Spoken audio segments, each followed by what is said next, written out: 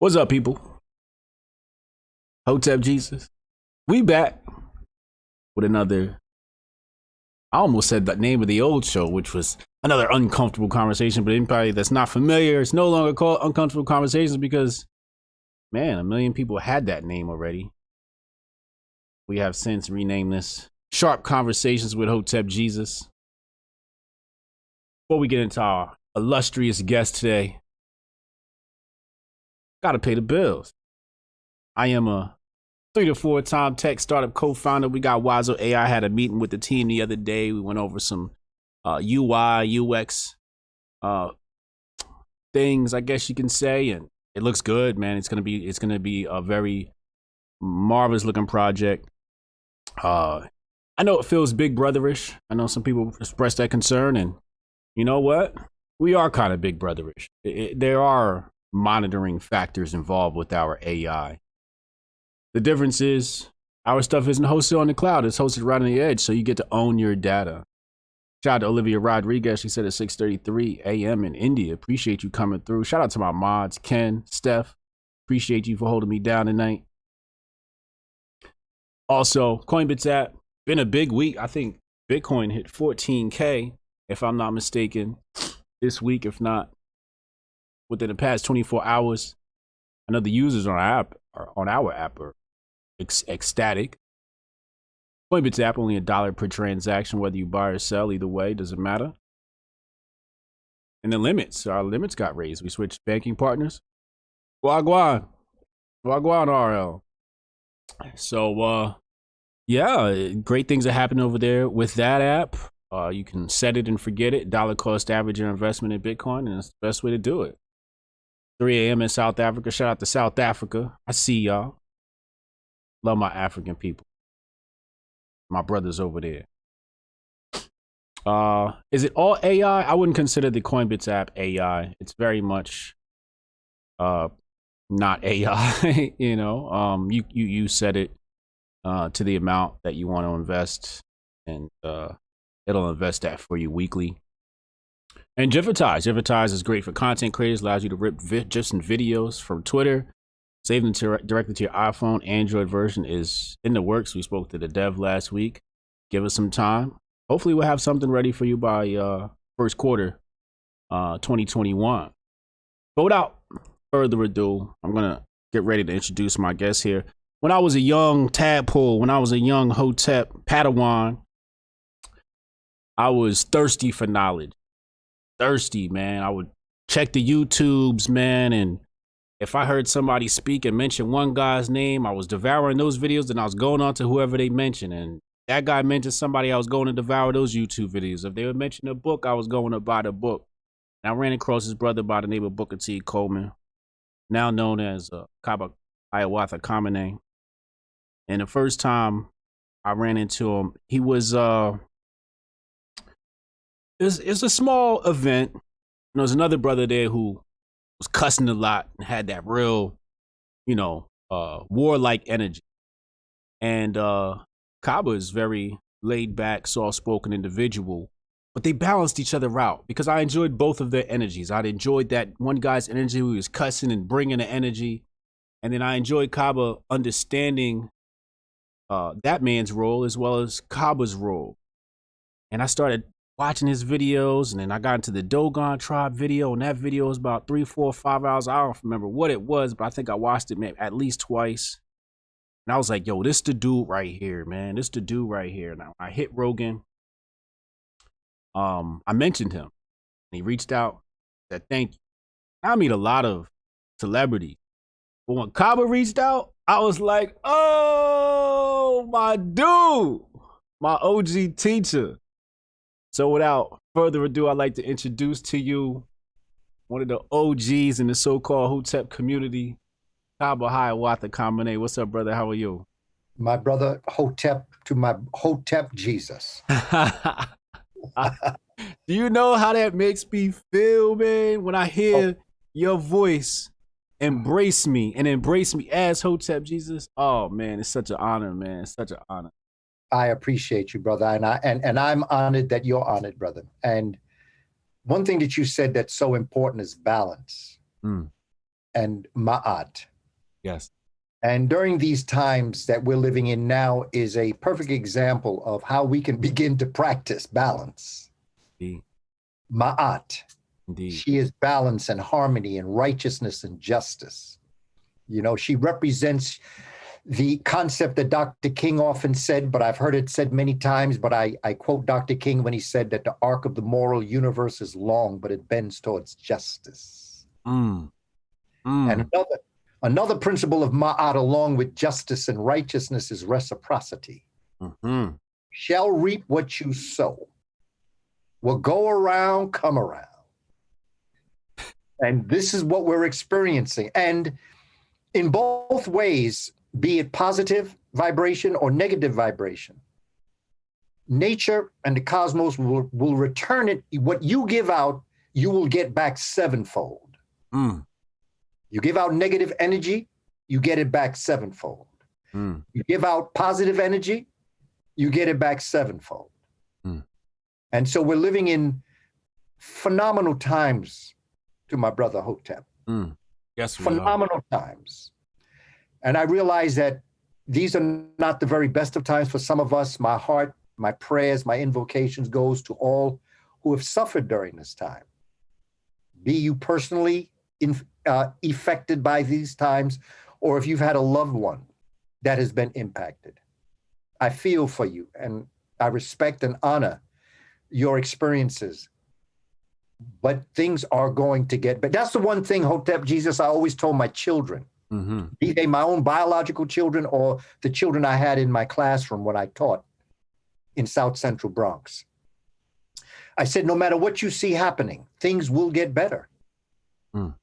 Know that. When I used to do, programs or counseling people who are considering suicide, the only time you really consider suicide is when you believe all things are hopeless. Things will never get better. And I often ask people who are on that edge,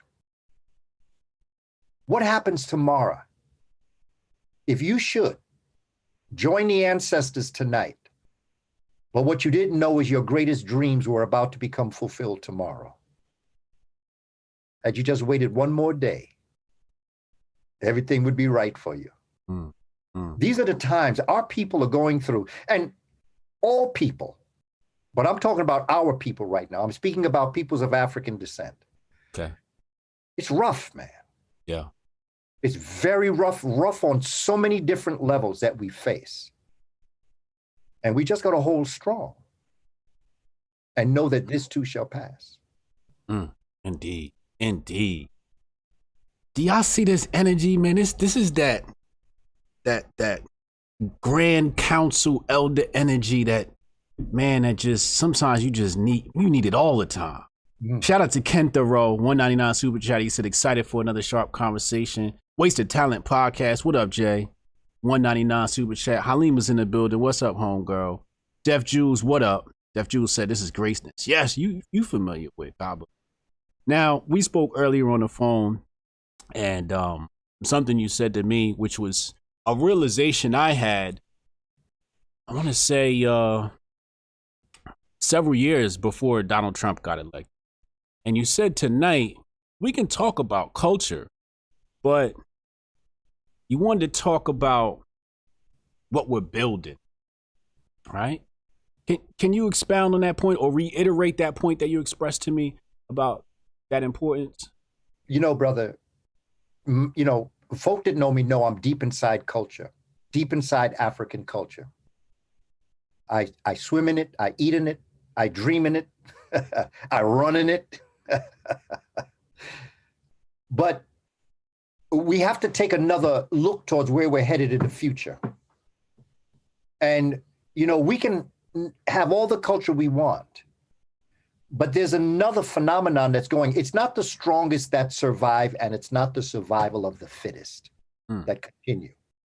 It's the one that can adapt to new ways. Whenever you see in the human family the progression from bacteria to plant to fish to amphibian to reptile to mammal, and then the different levels of mammal, what you see happening is that it is not the strongest that survived, because quite frankly, the ancestor that many people believe of the mammal was an organism known as Hadrocodium.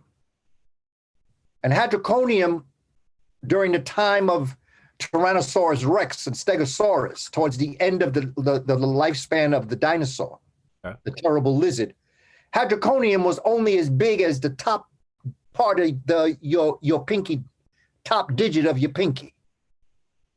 That's as big as it was. And out of that came us. But the fact is that what brought us to this point right here, where we are right now, sitting, Hotep, Jesus, Kaba, Hiawatha, and all the audience that is listening, and those that are not. What brought us to this point were the ancestors that were able to, through trial and tribulation, keep on keeping on. The future wealth of our planet is solar power. The means to get there is going to be what we call artificial intelligence. But behind artificial intelligence, that makes artificial intelligence not only exist, but to be able to move forward, is spiritual intelligence. We have to know that balance. Artificial intelligence isn't the future, but it certainly is part of the future. And so we have to understand as a people where we have to go with all of this conversation that we're having. And this is why when you're looking at solar power, I go back into our cultural understandings and I find that our ancestors understood the power of solar power. In fact, they understood solar power to the point where they call themselves children of the sun. So this is how deep it gets as to where we're moving and the things that we have to do. Culture, most definitely. Culture is to human as water is to the fish. But it's important to understand even fish live a certain life in the water. So while water is very important, the reason why water is important is because that is what allows that organism to exist within it. Right. And that is solar power. Quick question. You mentioned this organism about the size of the top section of the pinky. Yes, Hadrocodium. Hydroconium. That to me sounds like, I guess, evolution theory above creationism. Am I correct there, or is there a third way that I'm missing? Well, the third way you could look at it is the way I tend to look at it. They both existed. That which was created went through a life history. See, what's interesting, brother, is when I go to churches and to speak to brothers and sisters who are of, let's say, the Christian faith system, I don't use the word evolution. Okay. I use the term life's history. And nobody has a problem with that. But if I say evolution, people have concepts that have been stamped in their head as to what evolution is. Okay, right, absolutely. And they get the impression that we descended from apes, and that's not true. Apes and humans have a common ancestor. Some people call it Ramapithecus. We have a common ancestor. Bone for bone, muscle for muscle. Apes and humans are exactly alike. The only real difference is when you get inside of the brainstem and you get into the 12 pigmented sections. There is a section in the brain known as the locus coeruleus. It's a Sanskrit Greek word which means black dot. Dr. Richard King, the melanist, talks a lot about this. The locus coeruleus in humans has been refined and defined in order to be able to absorb more melanin, to be able to activate melanin more in the locus coeruleus than in the locus coeruleus of an ape. But there's no difference between us and apes. Muscle for muscle, bone for bone, hands, feet. One marked difference is the opposable big toe. Okay. But at one time, our ancestors had an opposable big toe also. which when we got down on the ground and started walking on the grasslands, it got in our way because we kept stepping on it. So we kept pushing it, to the side. And nature's a beautiful thing because it wants you to exist with the least resistance. And so pretty soon, the descendants of the descendants of the descendants of the hominid, which is who we came out of, and the pungid, which remained up in the trees, which is where the apes and the monkeys and the great apes still live, that the hominids began to give birth to children whose big toe was no longer opposable. Mm-hmm. And it was just like our big toe, eventually. Mm. And there are still some human beings that have an opposable big toe. Not many, but there's still some that have it. Wow. And they have to wear orthopedic shoes, by the way. Okay. This is science, brother. So it sounds like the organism is adapting to the environment, and I hate to use the word evolving. I think it's more or less just adapting to the environment and improving on its previous version. Absolutely. Well, evolve is a good word. It's just that it has been given a connotation and a denotation. Right. That because of the Judeo-Christic ethic from the Abrahamic religions, it has created a negative aspect towards evolution. Right. But the word is fine. Okay. It just means to evolve, mm-hmm. which is fine. Mm. Mm. Mm. But yes, nature has it so that nature wants us to be successful. Okay. The creator, however you may view that concept, wants us to be successful. We are their children, and nature loves us. Indeed. And nature brought us in order to live the type, and that is why he has supplied us with the foods that we eat. Before humans were even on the planet, Dr. Sebi and Sister Ma'at, his wife, teach us that the food was already on the planet. Mm. I mean, we walked in buffet on table. Not needing or wanting. Not needing or wanting. Everything was there. Mm. Before we came, nature set the table for us. Mm. Mm. Mm. And continues to do so, and continues to love us and honor us and respect us like all parents, as I feel towards my children, only the best for them. And I will do whatever I have to make their lives better. And I mean better. I brought my children up to understand. I ain't brought you in here for you to be like me. I brought you in to be better than me. Indeed. That's your purpose. Be better than me, not be like me. I respect your respect, but better. You have to take me up to the next level. It's like in music when you sing do, re, mi, fa, sol, la, ti, do. Yeah. Well, you started with do, you ended with do, but the second do is on a higher octave. Deep. Same do, different octave. Mm. That's our children. Same person, different octave. Mm. Mm. Powerful. Let's talk solar. I want to, before we get into the gentleman that you're going to bring up in his work on solar power, let's start with the reason why you got interested and why you think it's important to discuss this solar energy and its ties to ancient Kemet. Okay. First and foremost, Brother Hotep Jesus, the first thing I came to realize the importance of solar power was the absolute failure of the Western civilization education system. They ain't preparing nobody for the future.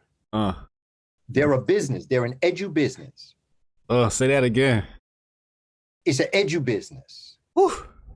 Western education is not interested in the advancement of the human family.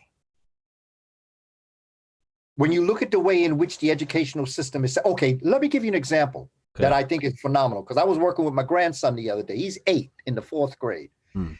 And he was showing me tests because he's on virtual learning. Right. That's a whole nother thing now. Mm-hmm.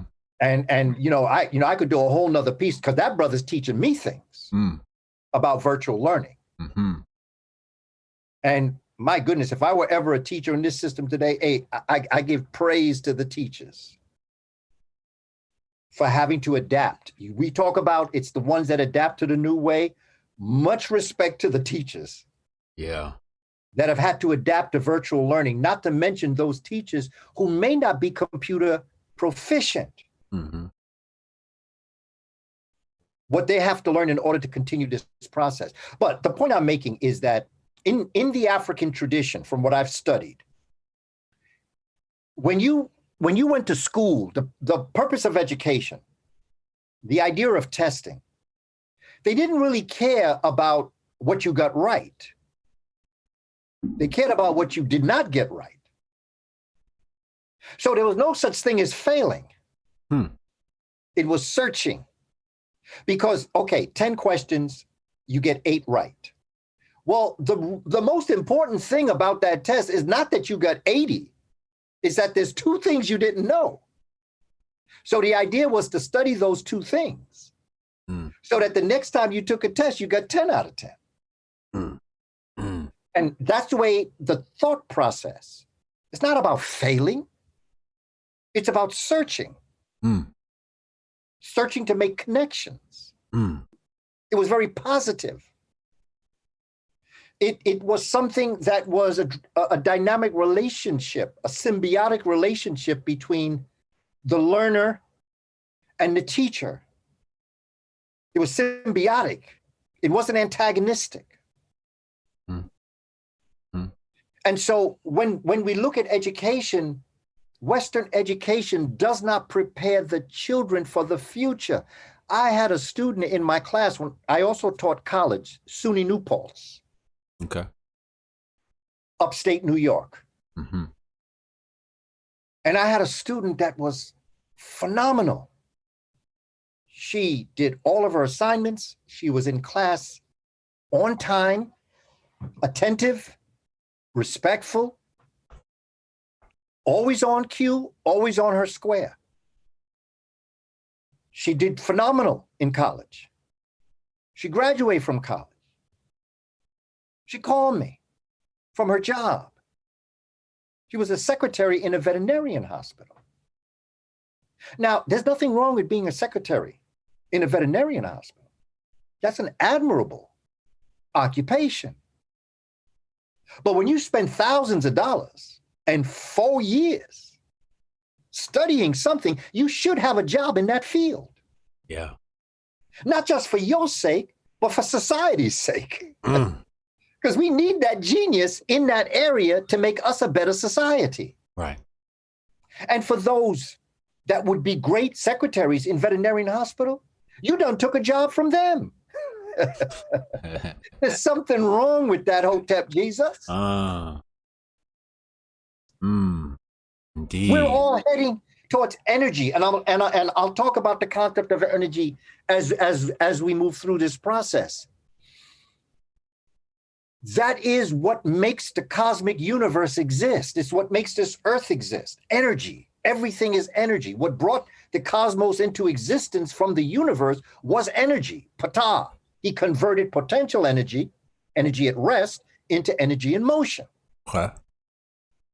So energy is at the source of all things that are in the process of becoming, which is what a society should be doing. Okay. And what we're experiencing now is, like my students used to always say to me, this is college, please tell me what I have to do to pass. I said, study. It's simple. Listen to what I say, because I used to drop it on them real clear. I used to tell them what I wanted. First thing that was important in class, this is how I judged them, because you see, I had a class one day, I taught a class for 11 years on Malcolm X. I had a class on Malcolm. Okay. And one of the assignments was to look at the five inspirations of Malcolm, which were men, but Malcolm X was shaped by women. And that's a whole piece of Malcolm we don't study. Okay. The first person that impacted Malcolm, of course, was his mother. Right. who carried him for 10 months before the world even knew he existed. Mm-hmm. The second was his sister Ella, who he lived with in Boston. The third was someone that very few people talk about, but is probably one of the most important human beings, not to mention the important Black woman in general. And that's Sister Clara Muhammad, the wife of the Honorable Elijah Muhammad. Okay. There's an untold story of how she guided Malcolm as another mother in his life. Sister Clara Muhammad is the mother of homeschoolers. Mm. When the police came to get her children out, she said, "I'll be dead as a doornail if I let you in my house and take my babies from me." The fourth woman that shaped Malcolm was his wife, Dr. Betty Shabazz. Right. And then the last was not one, but six, four that he knew, two that he did not know, and those were his daughters. Okay. Malcolm was shaped by women, but inspired by men. Mm. The balance, inspiration and shape. And it is only natural that you be inspired by the male energy and shaped by the female energy. Mm. It's a good thing. It is. The balance is there.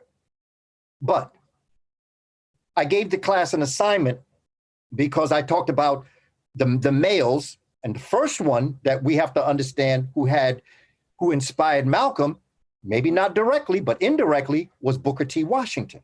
Okay. Booker T. Washington inspired somebody that would inspire Malcolm and Malcolm's teacher. And that is the Honorable Marcus Mosiah Garvey.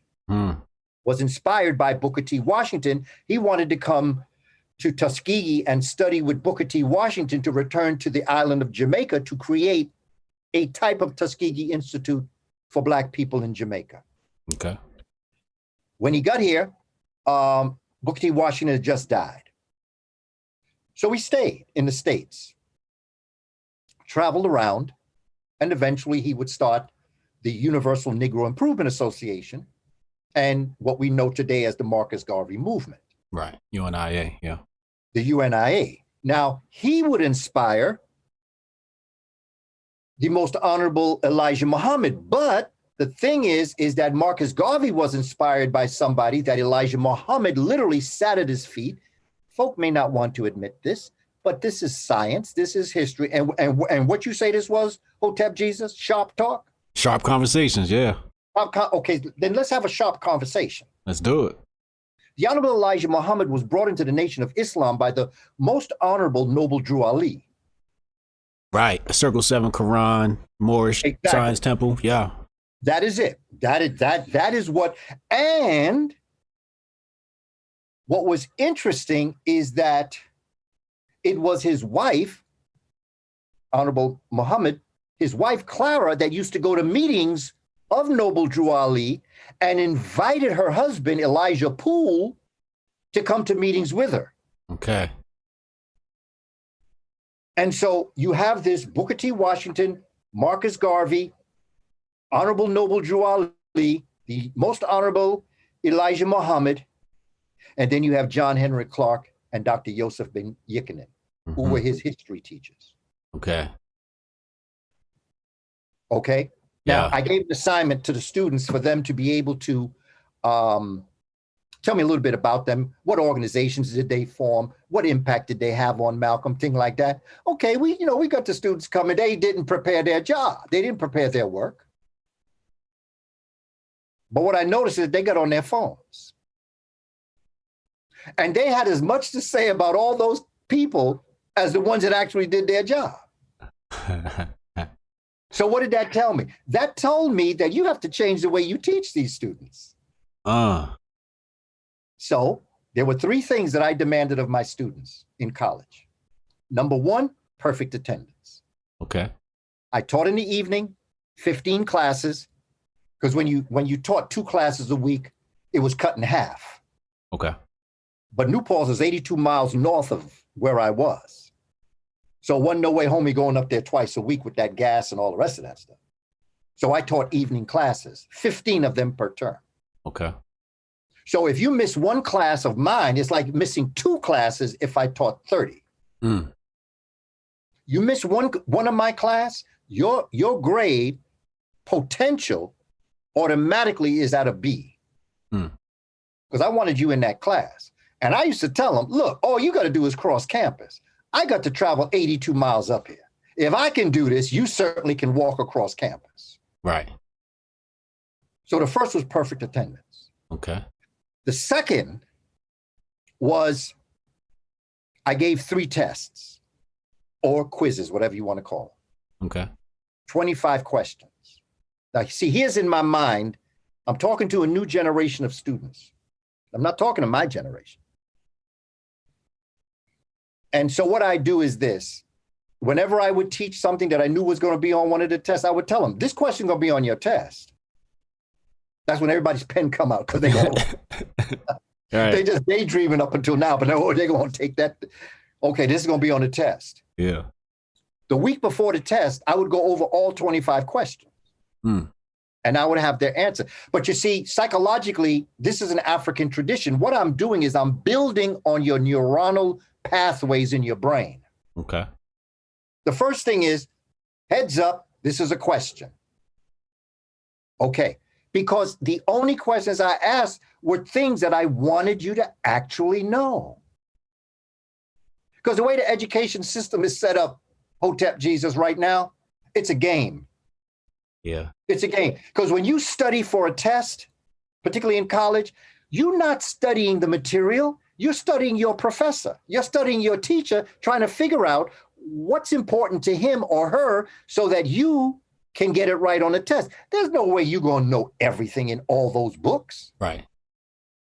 So what you have to do is you have to keep attention to your teacher to make sure that you know what they're going to ask you, because you might be studying all this stuff. Next day, not one question is what you studied.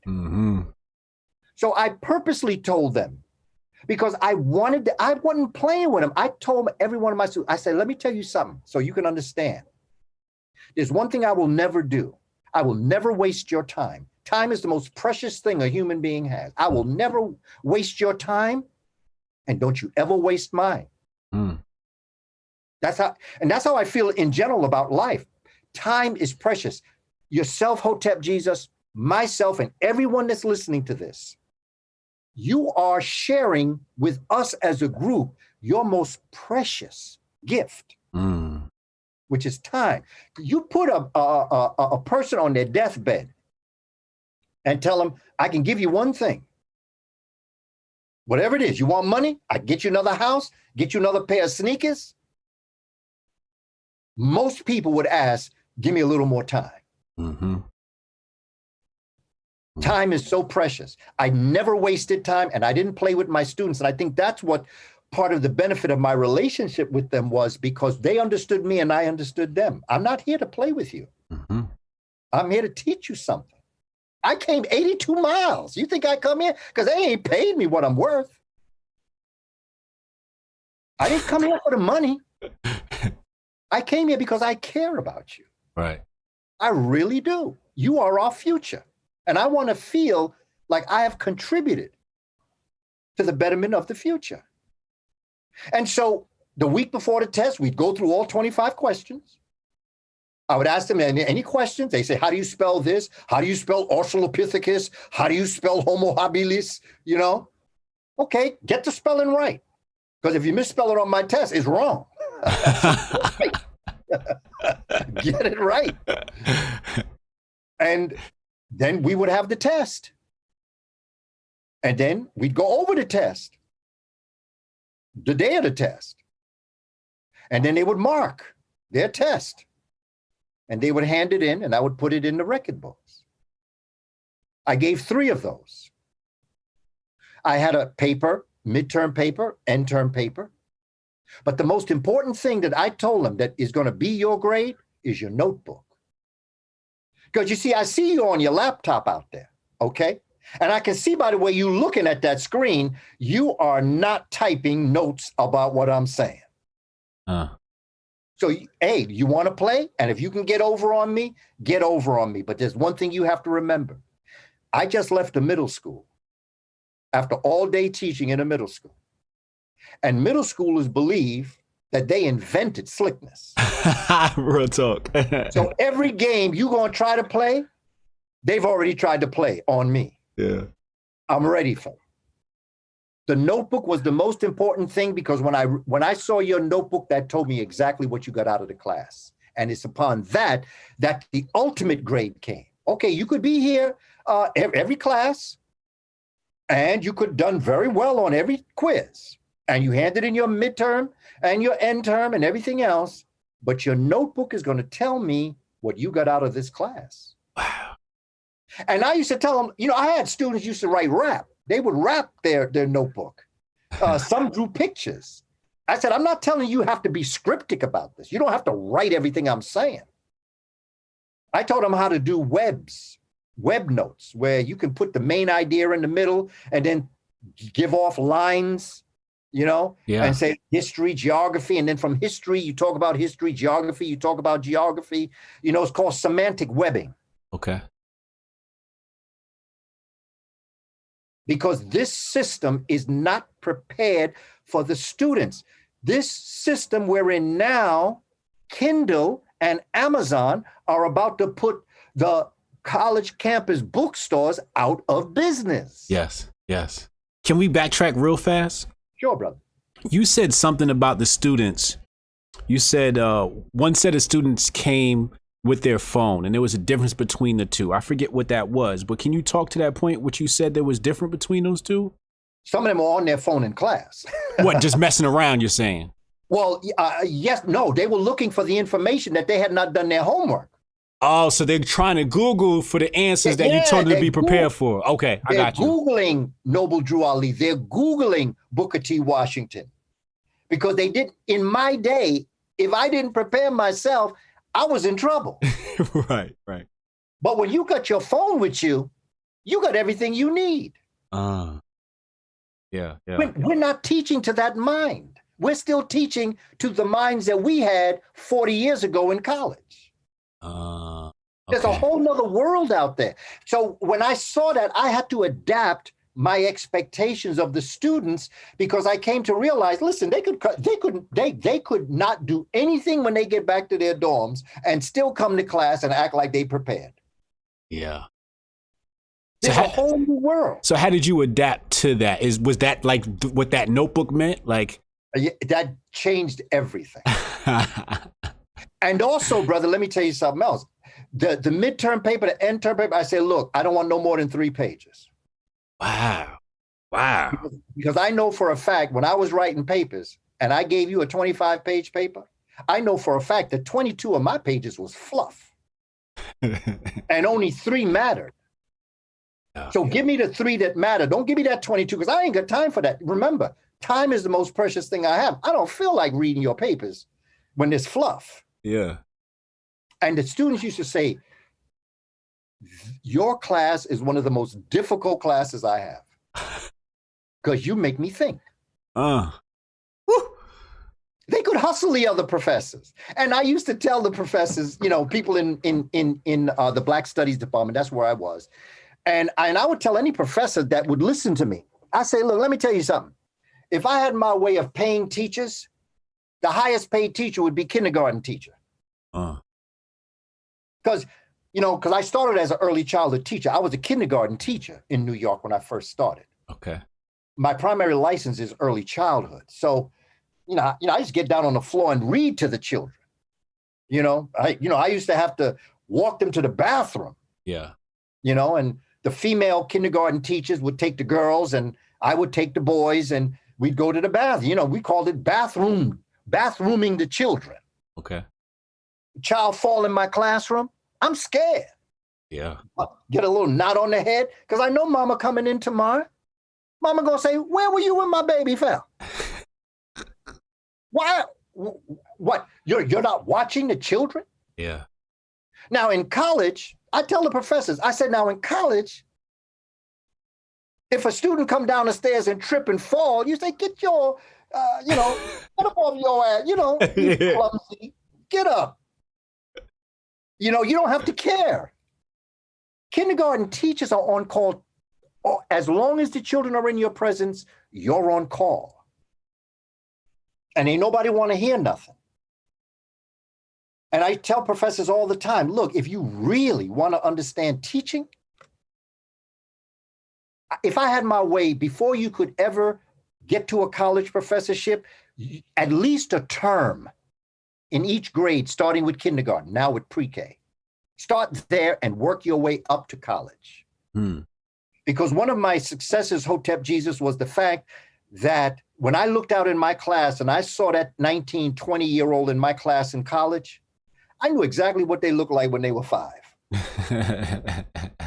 And the way they acted in college, I know exactly how you got to act like that. Because you was acting like that when you was in kindergarten. Indeed, indeed. But you see, college professors that get PhDs and then go right into college, they don't know that child. And I was vitally interested in my 19-year-old like I was in my 9-year-old. And for some reason, when you get to college, there's a maturity that the teachers, educators, professors step back all of a sudden, and it's very impersonal. When I was on campus, students that were in my class or had heard about, they used to invite me back to the student rooms in the dormitories, and I would do classes. You talk about the Dogon. I do class on the Dogon. I do class on studying Stolen Legacy, the book by George G.M. James. I would talk to the fraternities and the sororities. We instituted a program up in New Paltz because I told them a story about the N-word. Okay, I don't know if it's allowed to use that word. Nigga. Okay, see, I don't have a problem with the N-word. I have a problem with the word nigga. But the problem I have is a very current problem. Okay.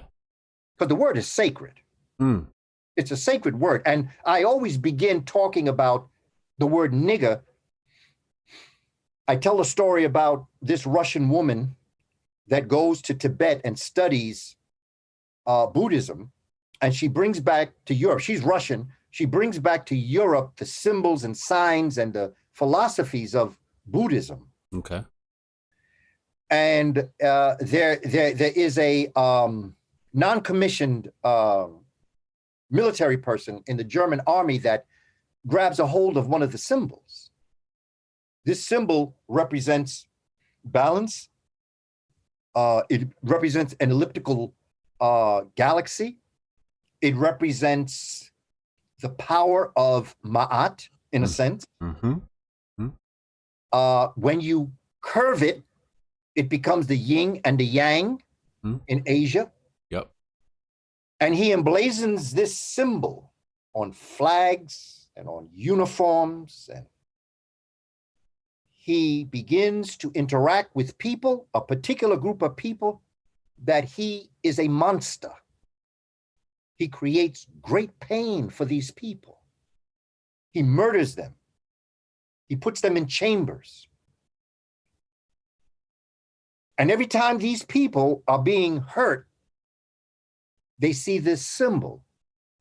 So what became a beautiful symbol, a phenomenal symbol, became a horrific symbol because of their experience in viewing it. I'm speaking of Adolf Hitler and the swastika. Yeah. Which he turned backwards. Exactly. And also, remember, he had an eagle on his helmet. That's why he called himself the Führer, because that was German's concept of the Pharaoh. Hitler had a thing for Egypt. He had a thing for the occult. And I use that because everybody can understand that. Because if I were to walk into a room of people of Jewish faith, and I were to draw that symbol on the board, not say a word, everybody would have a heart attack, and I might not get out alive. Indeed. That's the word nigger.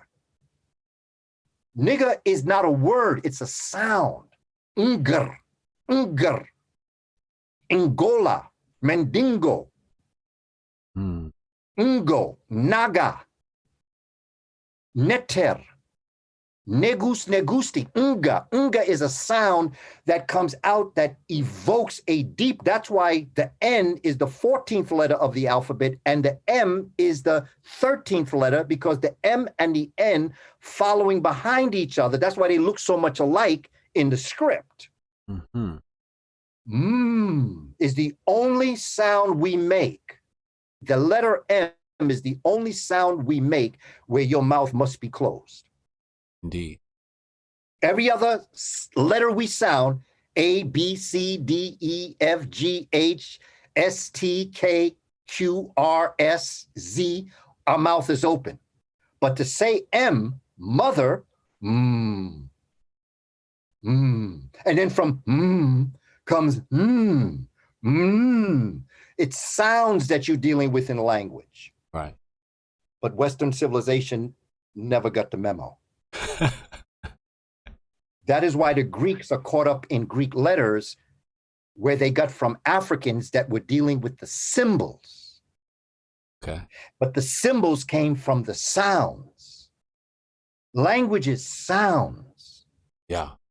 This is why when people have the type of voice that people enjoy listening to, there are things you could tell them in that tone of voice that someone else could say something even more powerful, but if your voice ain't right, they'd rather hear the lesser from a pleasing sound than the more informative from the sound that may not be as attractive. Sounds become, that's why they're called phonons.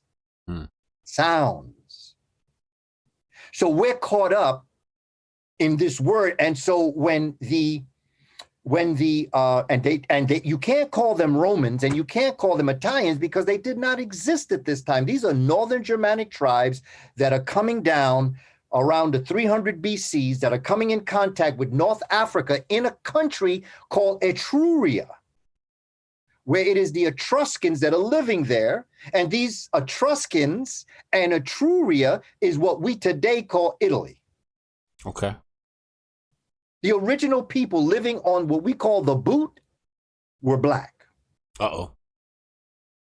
And they came down from the northern steeps, come down into this area, encounter these African people in the Mediterranean, and they inquire as to who they are, and they say, Unger, Negus, Negusti, all these different sounds with the Unga.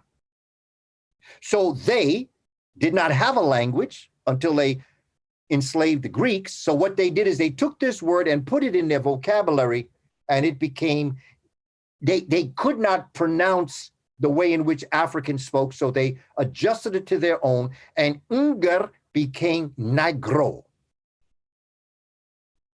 And then Negro, coming through the different variations in Spanish and in Italian and in Romanian and in Portuguese, became Negro. Negro, coming to this part of the word, became anglicized. Negro became Negro. And then dumb people, evil people, white supremacists who were fragile, insecure, with inferiority, changed Negro to nigger. Okay. And black people who were being hung, murdered, raped, treated horribly, were being called nigger as they were being treated like that. Right. And what was a beautiful word, like that beautiful symbol, became a dirty word, became a bad word, became a peculiar word. So what I told young people, because we instituted what they today call, in fact, last year I went back and they brought me back to continue the legacy of this nigger day. They actually call it nigger day. Okay. And I go through the process of understanding young people. Let me tell you something. The elders, myself included, we've been through some really hellacious times. I was born where I had to sit in the back of the bus. When I was born, if there was a water fountain that was for black people, it didn't work. And there was a water fountain for white that worked. I had to stay thirsty. Right. And I remember a time when White Castle, black people could not go into White Castle. Uh-oh. I remember a time black people couldn't go into Krispy Kreme. What? Not my Krispy Kreme. Now, you know that's in trouble. Oh. Because I got to get my 30-minute donut. But you see, the idea is the fact that young people who are using this word so profusely actually are bringing the word back to what it actually meant. Because, when oh, that's my nigger. And then how about a sister say, I love that nigga. Yeah. They're not using it in a negative way. Right. But let's be plain. White folk, you can't use that word. Uh-oh.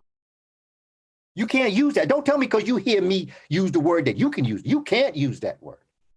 You can't use that word for the same reason I find some of the funniest jokes I have ever heard told about Jewish people were told by Jewish people. Right.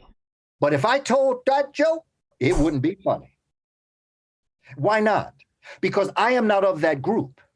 And so therefore, when I tell a joke, I am mocking the group from the outside to the group. Jewish people can do it because if Jewish people tell a Jewish joke, look, I'm talking about me. If I'm putting you down, I'm putting me down. Right. Same thing with black folk. Same thing with Italian. I heard some funny jokes on Italian people, but it wouldn't be funny if I told that joke. Right. By the nature of the fact that I am not of Italian descent, that joke's not funny. Right. Now, I'm not saying everybody wouldn't find it funny, but there is something about the culture that we're living in that does not allow you to do that. Okay. And so the students are on a different level now. There's a new technology out here now. There's a whole new way of looking at the world that we just have to hook up and understand. You cannot teach college like you used to. You can't even assign books no more. When I was first teaching college, going back to, I started teaching before that. I taught 2 years in downstate here. I taught a year in Fordham University. Yeah, they gave me a year, 1995. I taught in the winter spring term, and I taught in the fall term. And I taught race and multiculturalism. That happened to be the same year of the Million Man March. And after the Million Man March, I brought 6 of the tallest, sturdiest brothers that had gone to the Million Man March to tell my students why it was important. I knew when I saw the dean face, when he saw those brothers, I knew that was my last term. Them Jesuits said, oh, hell no. You brought them up there for an event for Nigga Day or? No. I brought them to Fordham University. Oh, okay. My bad, brother. Let me be clear. Yeah. I taught between 2004 and 2016 at New Paltz. Right. 1987, I taught college at Toro College. I taught African American literature. Okay. In 1995, that year, from January until December, I taught at Fordham University. Okay. The first term I taught in the Bronx up on Fordham Road. And then the second I taught downtown at the law school. Okay.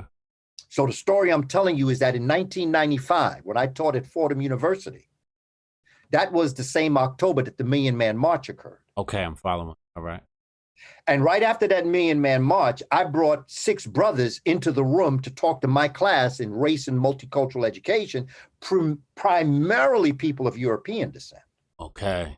Primarily of European male descent, Catholic. And the brothers, when I walked in, the guard brother was smiling. He said, I know this brother gonna start something up in here. And when I was coming upstairs with the brother said, look, Booker T, let me ask you, because at the time I hadn't corrected my name yet. Right. Brother said, how far can we take this? I said, you take it as far as you want to take it. There's no holds barred right now. Okay. It's time for you to drop it like it's hot. Yeah. Just tell them. Tell them what happened. Tell them the truth. Tell them how you felt. Tell them how you feel now. In regards to what?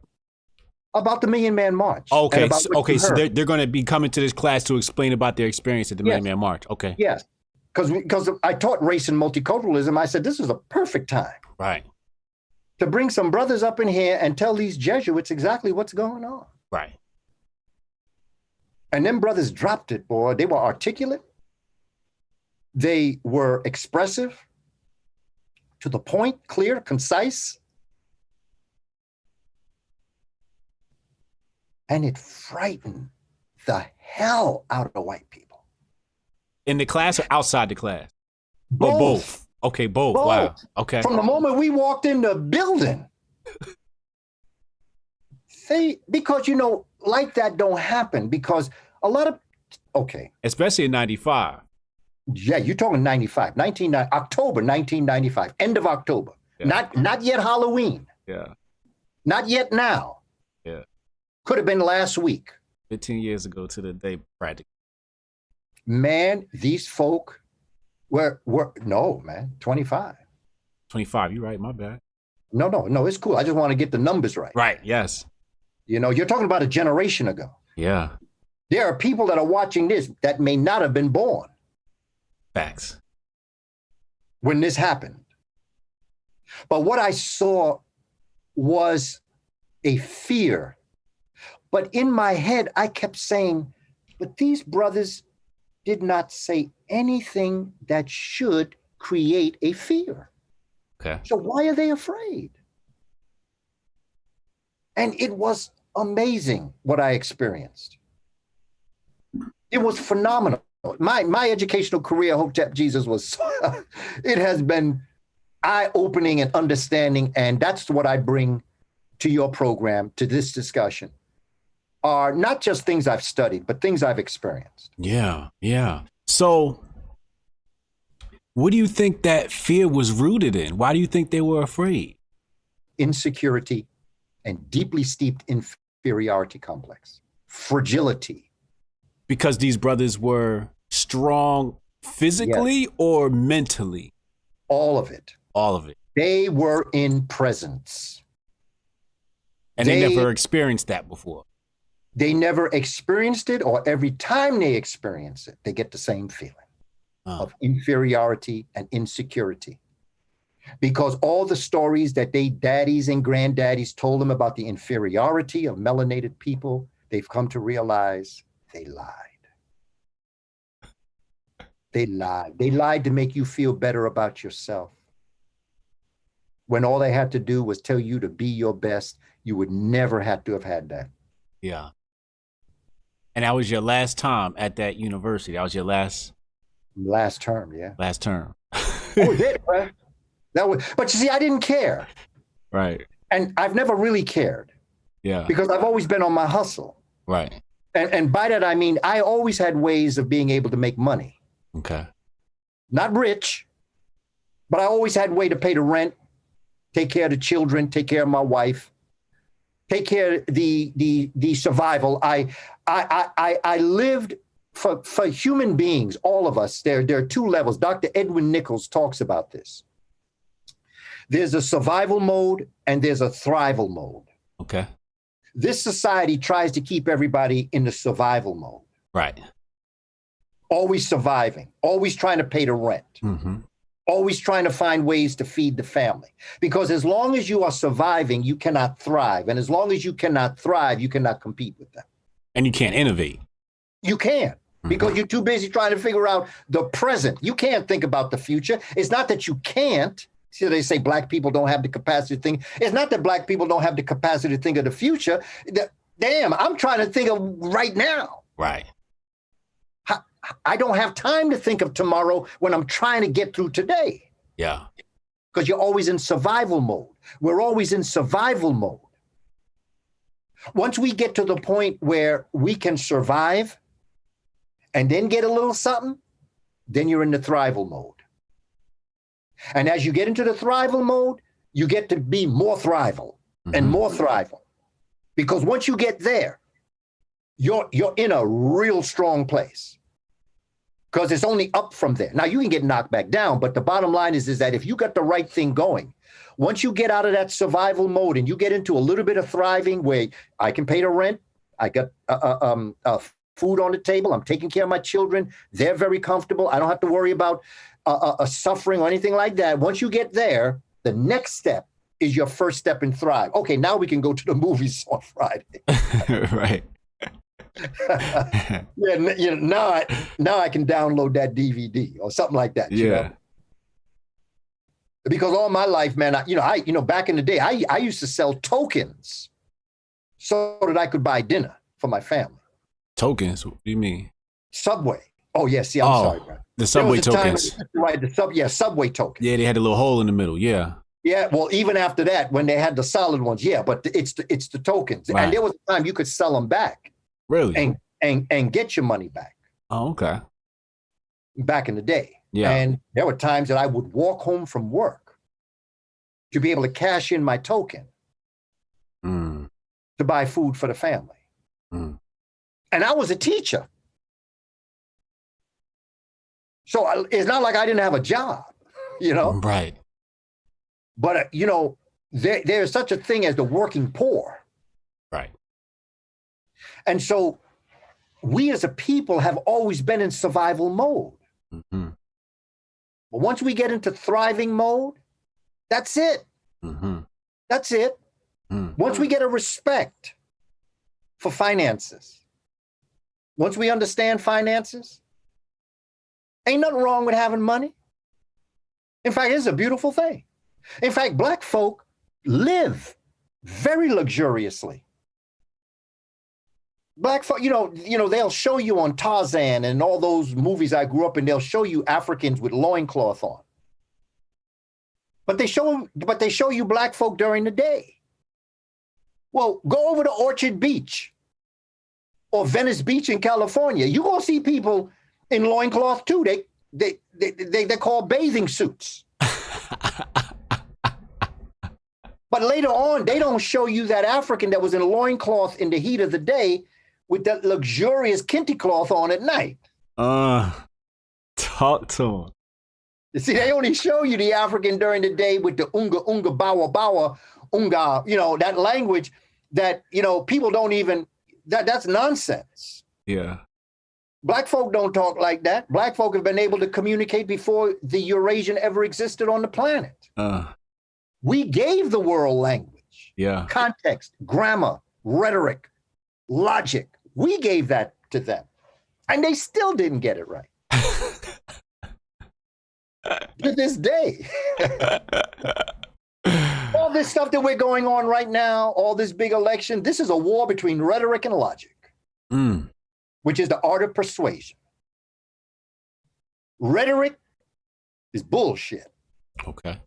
When you convince somebody through emotion, logic is when you convince somebody through science.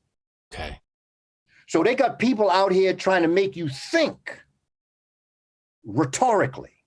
So they got all this emotion going on. Hey, man, check this out. Okay. Drop it on us. Wednesday, we find out who the president is. Yes. Next Wednesday, we find out who it is. Donald Trump. If you and I talk on Wednesday, this is how I'm going to look at you. Donald Trump won. Okay. Is that a prediction? No, okay, because I'm going to give you the other side. Okay. All right. Okay. I'm following. All right. Wednesday, you and I talk. Biden won. Okay. This is how I'm going to look at you. Biden won. It don't mean a damn thing to me, Hotep Jesus, who wins. It's up to us. It's always been up to us. Yeah. We live through the devil. You think we can't handle this?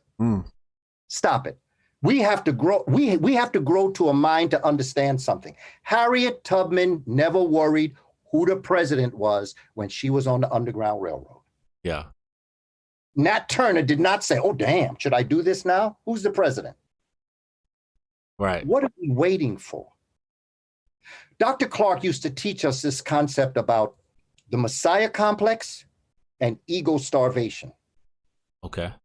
The Messiah complex he used to teach us was that person that's looking for a savior, looking for someone to save them from the predicament that they find themselves in. Mm-hmm. Ego starvation. That's the person that is seeking to make people believe that they can save them. It's a toxic relationship. Messiah complex, looking to be saved from anything outside of themselves. Ego starvation, the person that's going to try to convince the Messiah complex that they are your Messiah. Quite frankly, it's the same relationship between a pimp, a prostitute, and a John. The only difference is what you're selling.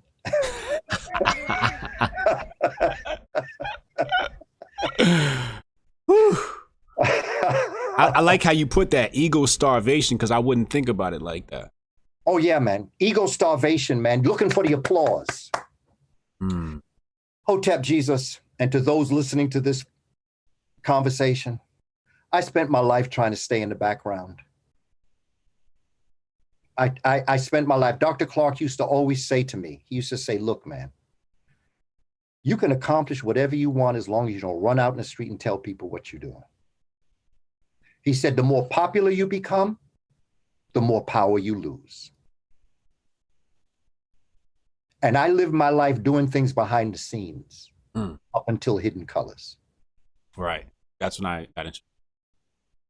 Because when Hidden Colors hit, see, back in the day when we used to do, they had video cassettes and audio cassettes. Right. And what happened was, in fact, I've got a machine now where they could convert video cassettes into DVDs. Right. And that's what they did. With the dawn of YouTube, people started putting up my presentations on converted DVDs. When Hidden Colors came out in the spring of 2011, right, people started researching all the people that were in Hidden Colors. Yes. And one of the things that, when you look at Hidden Colors 1, when you look at the people in Hidden Colors 1, those are the people that were put up on YouTube in the beginning. Yes. Because that's how Ola, who is the right hand to Tariq, called me in the spring of 2010. And he said, brother, we follow your work.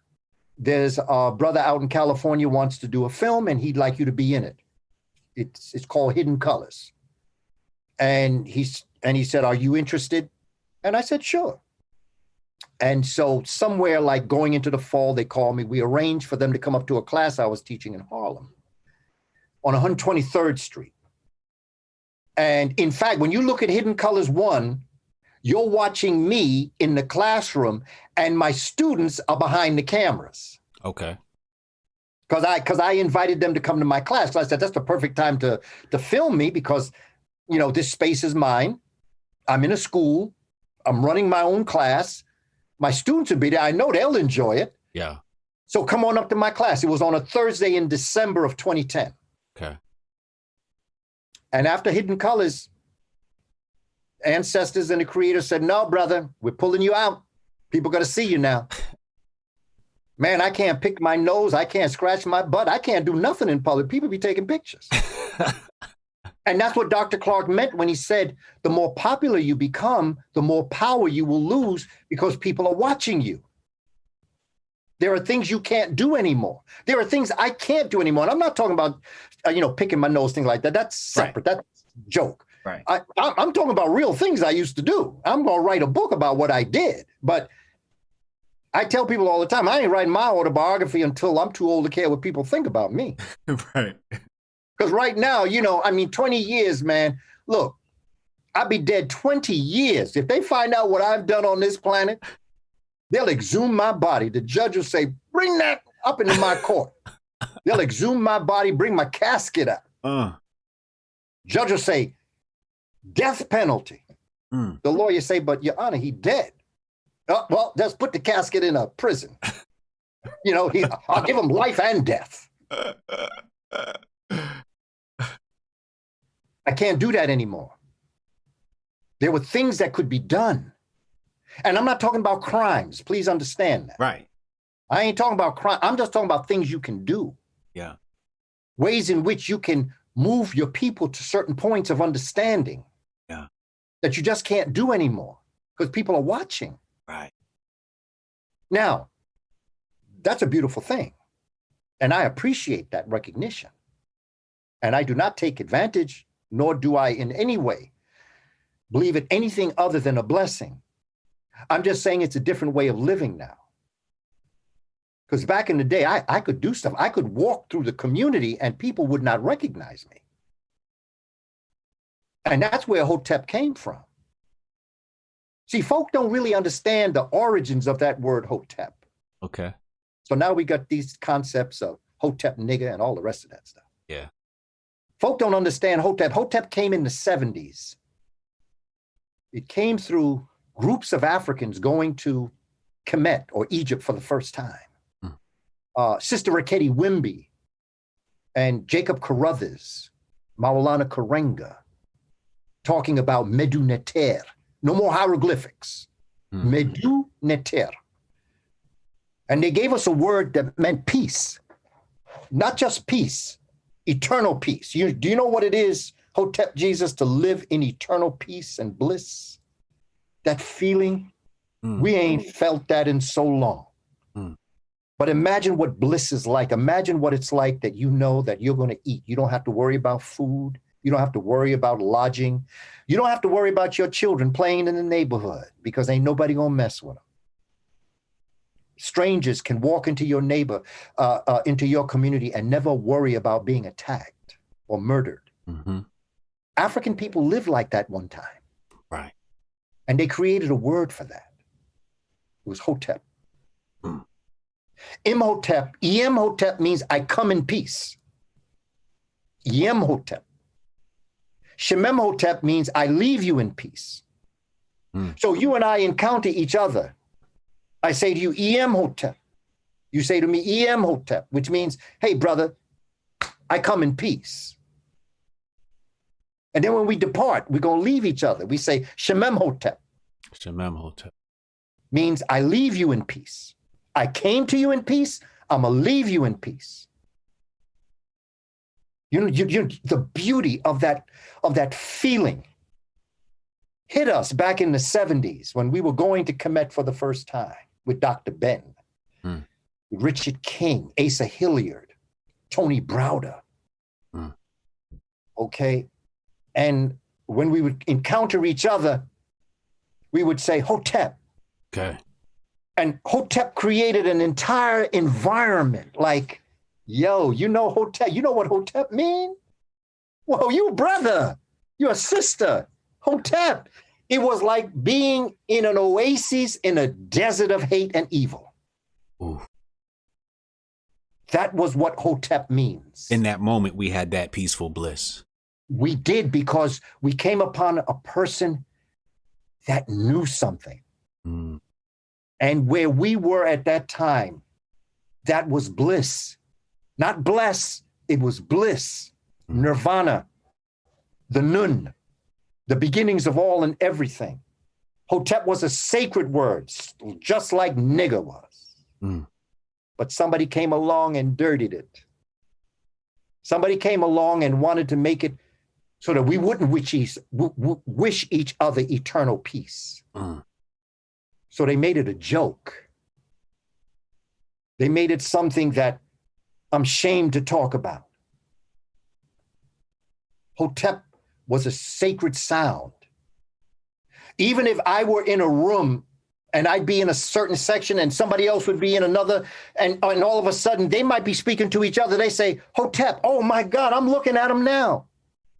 How you know Hotep? I'm looking at him. Whoa, hey. That brought us together. And then when they saw me looking at them, that brought us together. Right.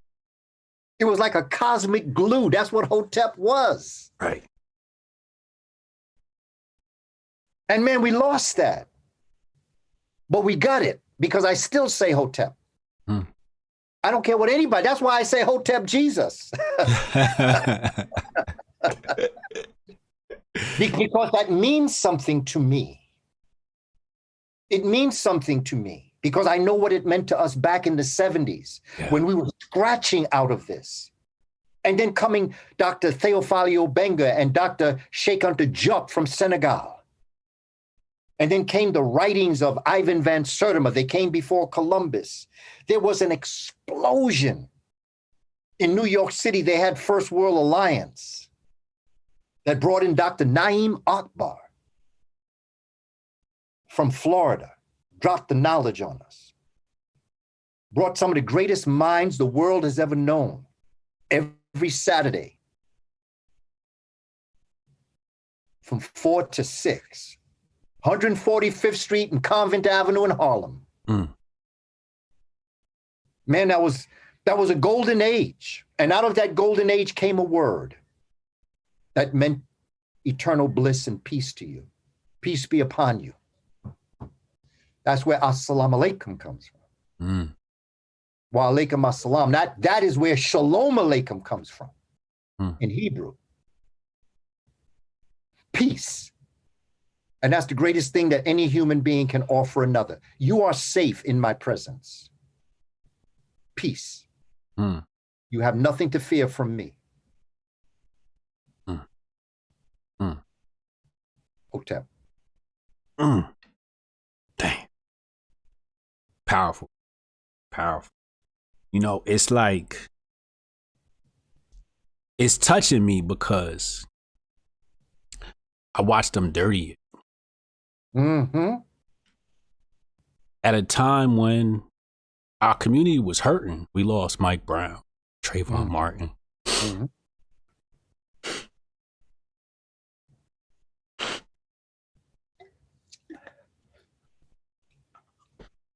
It's all good, brother. It's all good.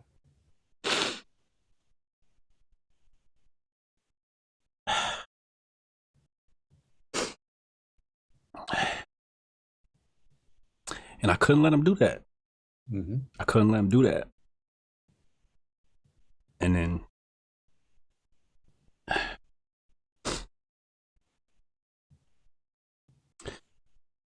so, you know, I did the best I could to try and preserve it and give it righteousness.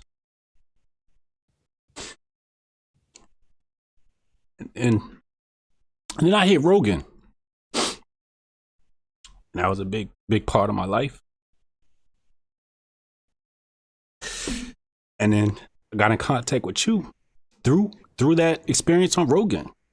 And like you said, everything goes full circle. And here I am with you now. Yep. And to hear you say, Hotep Jesus, and having that blessing,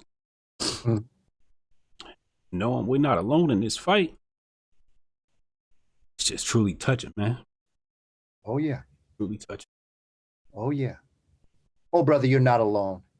You know, thanks to at ancestralfootprints.com, brother. Let me just drop this on you and the community. And this kind of conversation will continue as we move forward. But just real quick. Yeah. Each of us has 2 parents.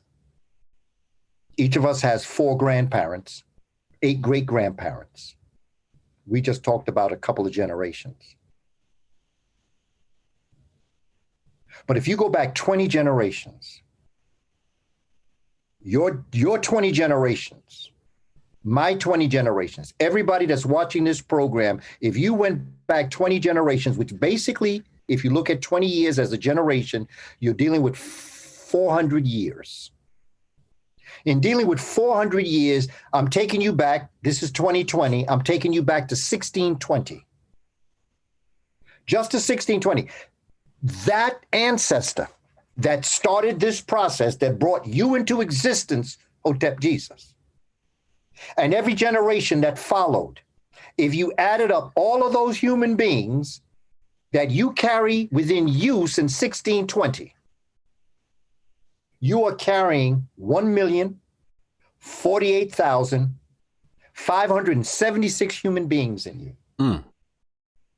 So who say you feel alone? You go back to 1620, brother, you got 1,048,576 human beings that made it possible for you to sit on the other side of that microphone right now. Mm. Now, I only went back 1620. Right. What happens if I took you back to the Twa people, who were the first original family, take you back a couple million years? How many people you think make you up? Mm. How many billions of people are you in reality? We alone? Oh, no, we're not alone. We never walk alone. Mm. We walk with our ancestors. We talk with our ancestors. We are our ancestors. Right. So we have nothing to fear right now. Okay, so we got into a little situation. We were rudely interrupted by a people who knew not to create it, but we're going to take care of that. Nature helping us out right now. We're going to get through this. We will get past this. But my question to each and every one of us, what have we learned? We have to shake this off, man. And I understand exactly why they forbid us from reading. Mm. Because what I know now about us, if I were them, I would never want me to know what I know. Real talk. That's it, man. What you know, Hotep Jesus, what you know, what you've learned, what you've accomplished, that's a miracle, brother. Mm. That wasn't supposed to happen. Mm. In fact, we're not even supposed to have this conversation the way stuff was going down.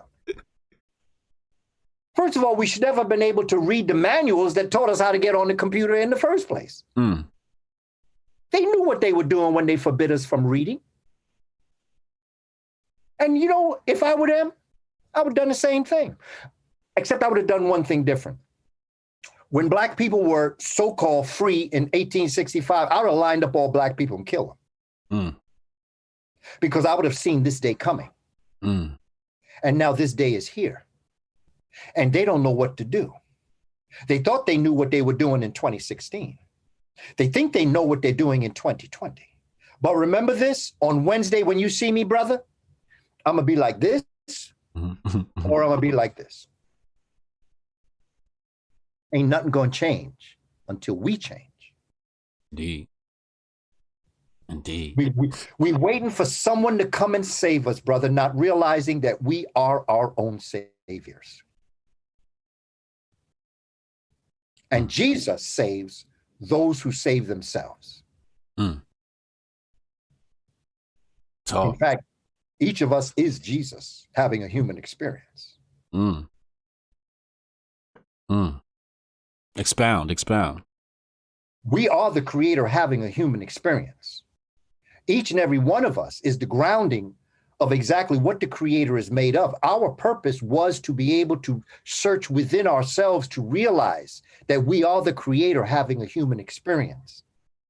And the entire story in Christianity, in Judaism, Islam, in Buddhism, agnostic, Zoroastrian, Rosicrucian, I could go through the gamut from A to Z. Mm-hmm. It all can be found on the walls of ancient Egypt. That was the purpose of my writing the book, Spirituality Before Religions. Because people, a brother contacted me the other day, say, brother, I grew up Christian. My family's really Christian, but I'm beginning to learn things. Like, should I throw the Bible away? Mm. I say, no. Don't throw the Bible away. Don't throw the 5 books of Moses away. Don't throw the Quran away or the Rig Veda. Because I can show you where all those scriptures are on the walls and papyri of Africa. Genesis, I can show you where Genesis is in the Shabaka stone. Mm. The whole crucifixion of Christ, I can show you that in the pyramid text. I can show you the purpose behind the altar and what happens when the priest creates what is known as the liturgy of the Roman Catholic Mass. I can show you where that came directly off the walls of Africa. Mm. I don't have a problem with any religion. I have a problem with the interpretation of the religion. I did a presentation, a sister during question, and she said, Brother Kaba, there's only just one thing I want to know. Is Jesus Christ your Lord and Savior? And I said, yes, Jesus is my Lord and Savior. Okay. She sat down, took a few other questions. All of a sudden, the brother come. Brother said, yo, Brother Kaba, I'm really disappointed, man. I like your work, man. I follow your stuff. But you're going to say that Jesus Christ is your Lord and Savior? What's up with that? And I said, well, brother, and to my sister, you both asked me a question or you made a statement. But none of you asked me to interpret what my statement was. Sister asked me if Jesus Christ was my Lord and Savior. She never asked me my perception of who Jesus was. Indeed.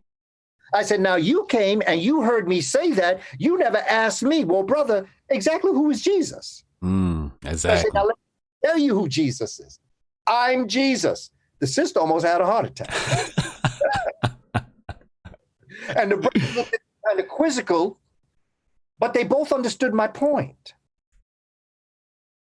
There's nothing wrong with any, brother, let me tell you, I have a lot of respect for Christianity.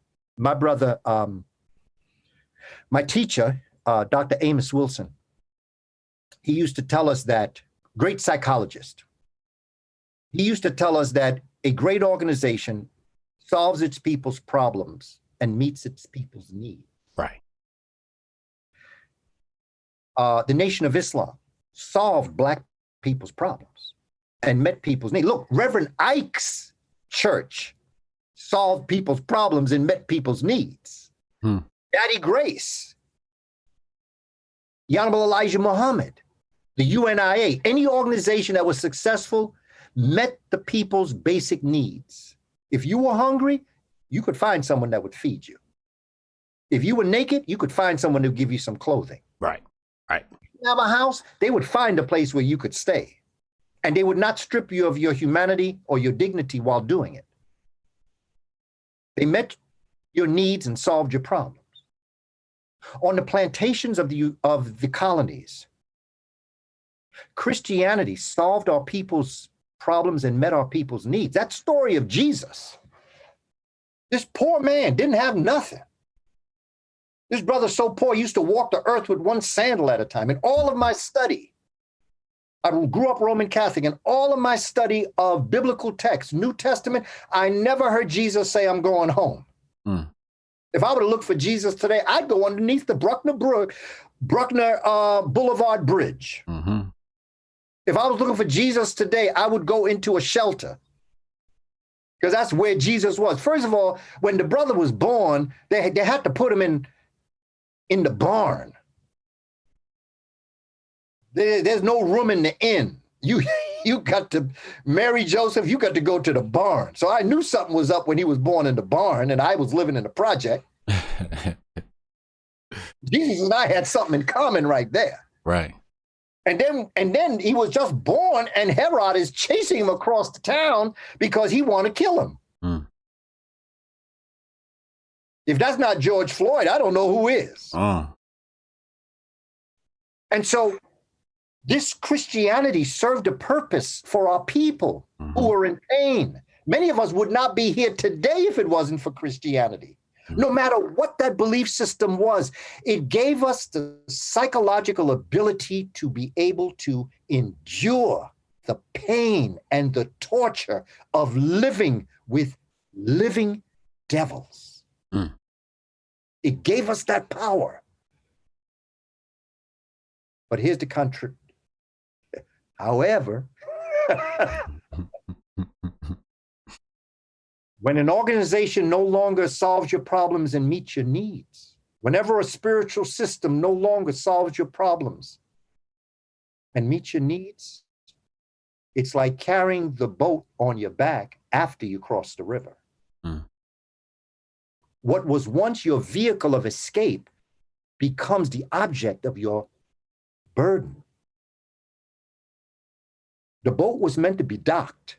Don't carry it on your back on land. It becomes a weight after that. And many of us are still carrying that boat on our back. We got to dock that boat because you might have to go back over.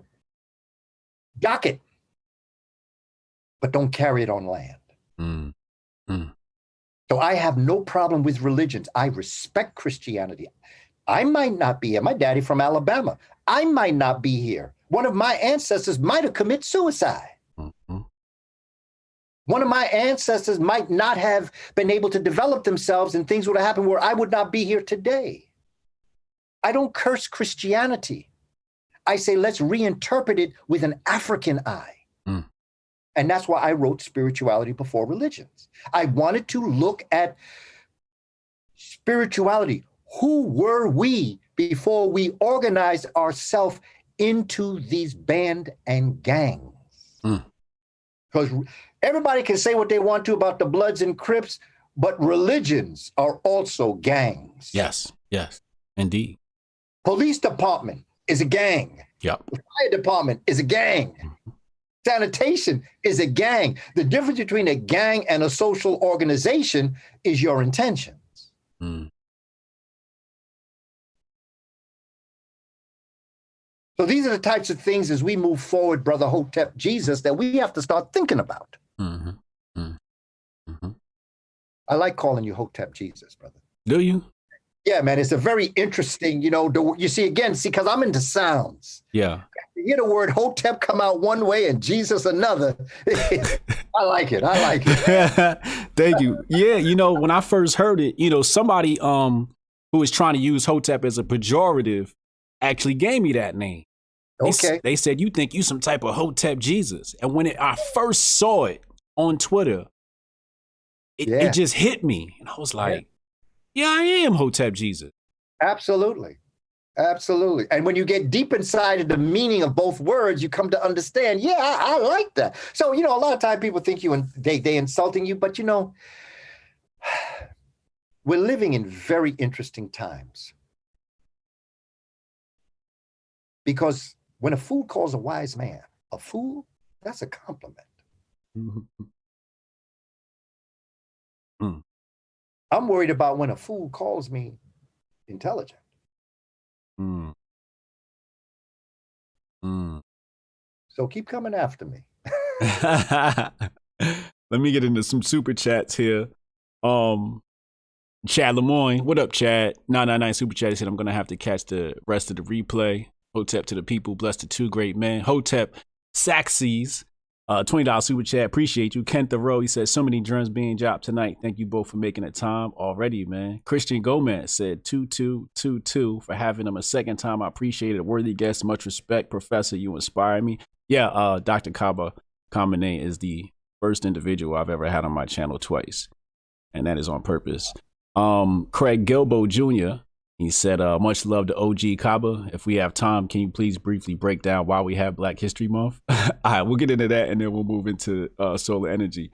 Markel Fowler, Hiawatha, always brilliant and insightful. Can you point us to the literature about your namesake that gave America its blueprint? Thank you, HJ, for teaching the people already.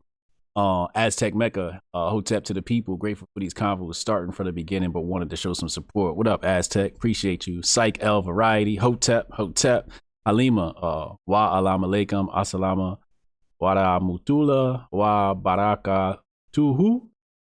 Try my best on that. Peace be unto you and your angels be well, and thank you this evening. Appreciate you, Halima. Always love. Logan Rocksmith said, Mike shed a crack a tear, infinite love. So yeah, do you want to address Black History Month, I guess, and then we'll move into solar energy? Well, what's interesting is that it always existed, but it was formalized in the 1920s by Carter G. Woodson as Negro History Week. Right. Where he decided that he felt it was important because the only way that we were exposed to anything of African-American history was through American history. That's why the first book that I wrote on William Leo Hansberry, friend of Carter G. Woodson, was the one that he was the first to have an actual African history class at Howard University in 1923. Okay. We didn't study our history.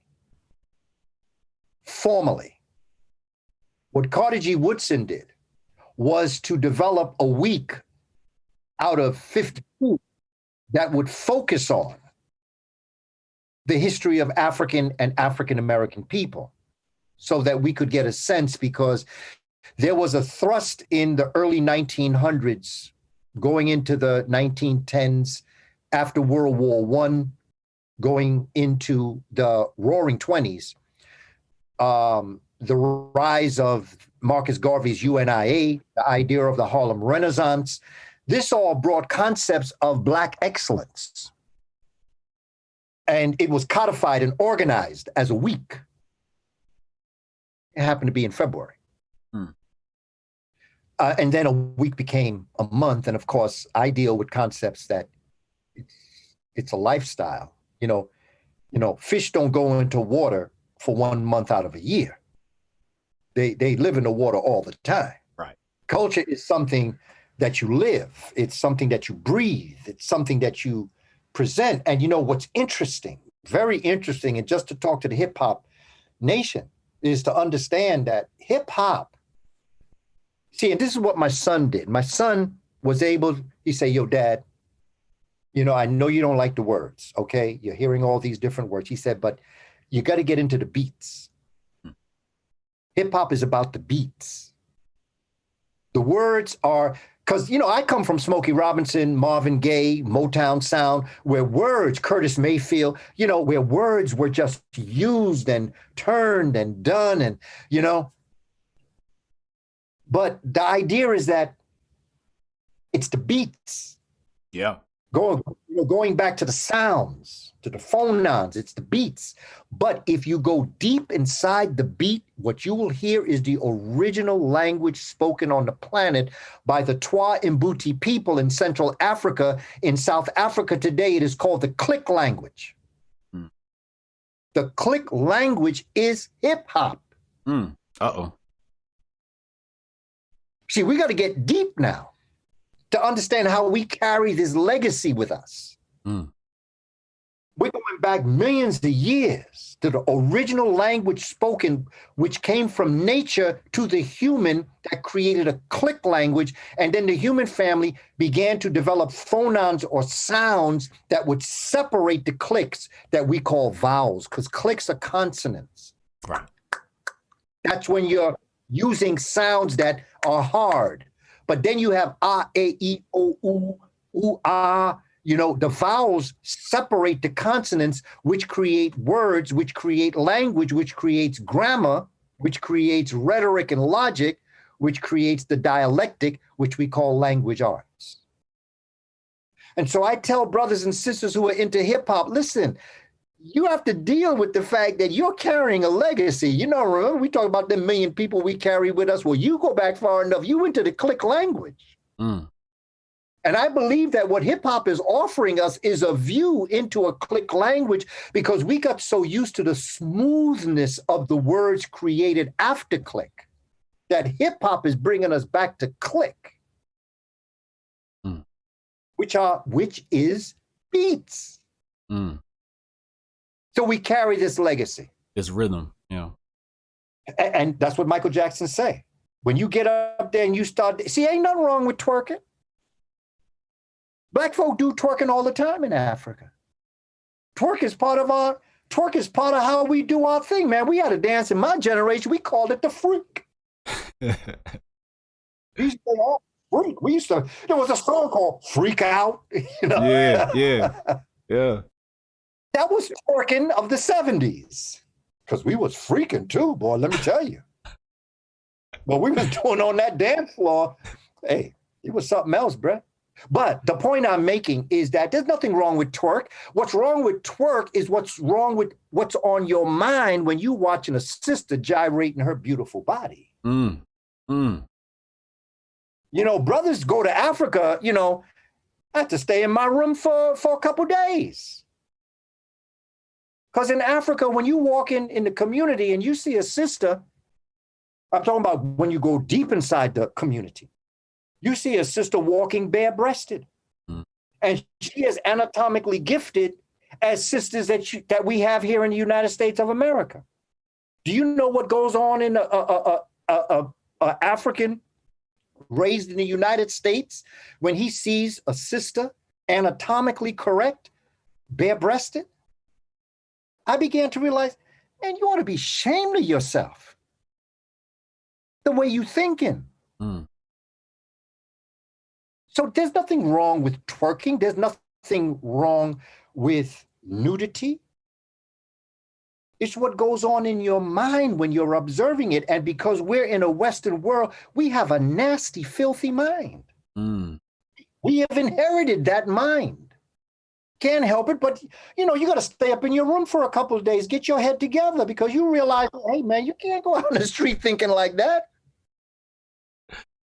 In Africa, zero rape in many communities. Yes. But I don't speak in absolutes. Right. But in many of the indigenous communities in Africa, people can walk. It's hot. Plus, the idea of breasts is not meant to be an erogenous zone. Breasts are not meant to turn you on. They're meant to feed you. So the reason why even women are attracted to breasts, not because it's sensual or sexual, it's because the first passion we satisfy when we come out of mommy is to get on her nipple and be fed. It's our first passion. Right. Breasts. And the reason why some women are putting all sorts of stuff up in them breasts to make them bigger than they were born to be is because big breasts creates interest. Women always have the joke about, my eyes are up here because we're always looking at breasts, particularly if they are anatomically correct. But the reason why we're so fascinated with breasts is not because they're sensual. Oh, no, they're sensual, but the passion that they fulfill is one of hunger, primitive hunger. To feed off. That's the first thing they do with a baby born. They put them on mother's breast. Right. That's our attraction to breast. So when a woman is walking bare-breasted, that should not turn us on in the way in which we think sexually. It turns us on passionately, but not sexually. But we're in such a warped society that we don't understand why we're attracted to what we're attracted to. Because we really don't know who we are, Hotep Jesus. We really don't. I'm talking about all humans. Okay. We really don't know who we are. We don't know our purpose on this planet. We don't know why we've been born. And we think that the more cars we have and the more sneakers that we may wear and the money that we have and all these other things is our purpose. No, it's not. That's all good. That's all good. And you deserve it if you work for it. But that's not why you're on this planet. You're on this planet to figure out the fact that you are the creator having a human experience, given a divine gift that was meant to be contributed to the society to make it a better place. And the question becomes, what are you doing to fulfill that divine destiny? We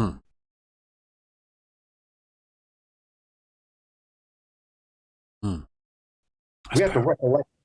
We have to recollect, brother. We have to pull it back now. And now that we're moving into this time of the year, and now that the threats of the outside world are here, and Mother Nature is talking to us, she is. She's been warning us. Just like Mama say, when the kids are acting up in the house, Mama say, look, don't make me have to get up out this chair. Kids still act up. She said, I'm going to tell y'all for the last time now, don't make me get up out this chair. We still acting up. We hitting each other. We're fighting, throwing things around, making the house dirty. Mama get up. She starts smacking. She said, go to your room. COVID did not drop a bomb, did not fire a shot, made everybody around the world go into their home. Nature is talking to us. Nature told us, for billions of years, this earth existed without you. We brought you to be the masterpiece of the earth. I didn't bring you into this world to act the way you're acting. I brought you in, and I'll take your ass out. Until then, go to your room. and think about how you've been acting. And when we went in our room, we turned the TV on and we saw a policeman with his knee in the neck of a black man.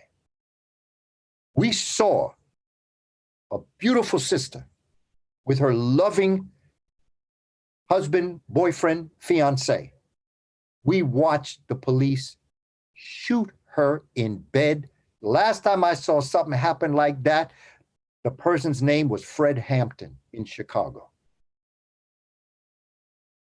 That's what we saw when we were in our room. And for the first time, when we watched Ahmaud Arbery, and we watched all the other things that were going on, we remembered all the things that happened in the past. Eric from Staten Island, we remembered all that. And this pandemic gave us a chance in our time out to ask ourselves, what the hell is going on? Is this really what this world is supposed to be? I'm talking to all people now. Is this what this is supposed to be about? Is this the world that we want to live in? You talk about a race war? You want a race war? Okay, NFAC, we got you. You want a race war? You have a problem with us simply because we exist? You want a race war? Hotep Jesus, and to the family that's listening, I come from a generation of Black Panthers. I know what the Black Panther Party was doing. This present generation is nowhere near where the Black Panthers were. The Black Panthers laid the foundation, there's no question. I was a cub, laid the foundation for NFAC. You got a problem with NFAC? Not your, okay? You got a problem with them? Wait 20 years. If you think this is something, keep acting the way you're acting. Keep your knee in our neck. And in 20 years, not only will you not have a knee, you ain't gonna have a neck. Black folk can only take this, but for so long. Hispanic people can take this, but for so long. Listen, when our brother, our beloved brother, George, called out for mama, he wasn't just calling out for his birth mama. He was calling out for Mama Nature. He was calling out for the Black cosmic mother to come. As Jesus on the cross said, you know, Father, into thy hands I commend my spirit. That's what George Floyd said. He said, Mama, into your hands I commend my spirit. And that was heard across the world. Because European mothers, European American mothers have been interviewed, and even they said that was the turning point. Because everybody knows when you call mama, it's your last breath. It's your last hope to live. Whenever a child's in trouble, or whenever a child is in pain, what do? You don't call daddy, you call mama. Because mommy is your only refuge for peace and tranquility. And every mother knows that. Not just having been a child with a mother, but being a mother with a child. Everybody felt that. In Africa, in Haiti, they were chanting George Floyd's name in communities in Africa that don't speak English. They were having voodoo ceremonies in Haiti. Jorge, George Floyd, calling his name in Haiti. They were calling his name in Australia, in Europe. And when those babies south of the border, from Guatemala and El Salvador, called for their mothers as they were being ripped from their mother's arms, that's the same mama that George Floyd was calling for. Mommy has come home to right the wrongs of white supremacy and white fragility. And I ask our friends, whose side you on? I ain't asking you to be on my side. You better be on nature's side. because we are nature's children. Mm-hmm. Nature not happy with us now, Hotep Jesus. Mm. They're concerned. And what's about to happen over the next couple of days, next couple of months, going into 2021, it ain't never going to be the same again. You mark my words. Nah. It'll never be the same again. It's time, because out of chaos comes order. Talk. Real talk. Who is Monique 2C 1999 super chat, appreciate you. She said, thank you, brother Kaba, for sharing your plethora of knowledge. Peace and blessings. Peace and blessings. Let's talk solar energy. Okay. There's I'd like to say that again. No, please, brother. If you complete your thought, and then I'll tell you what I said. Okay.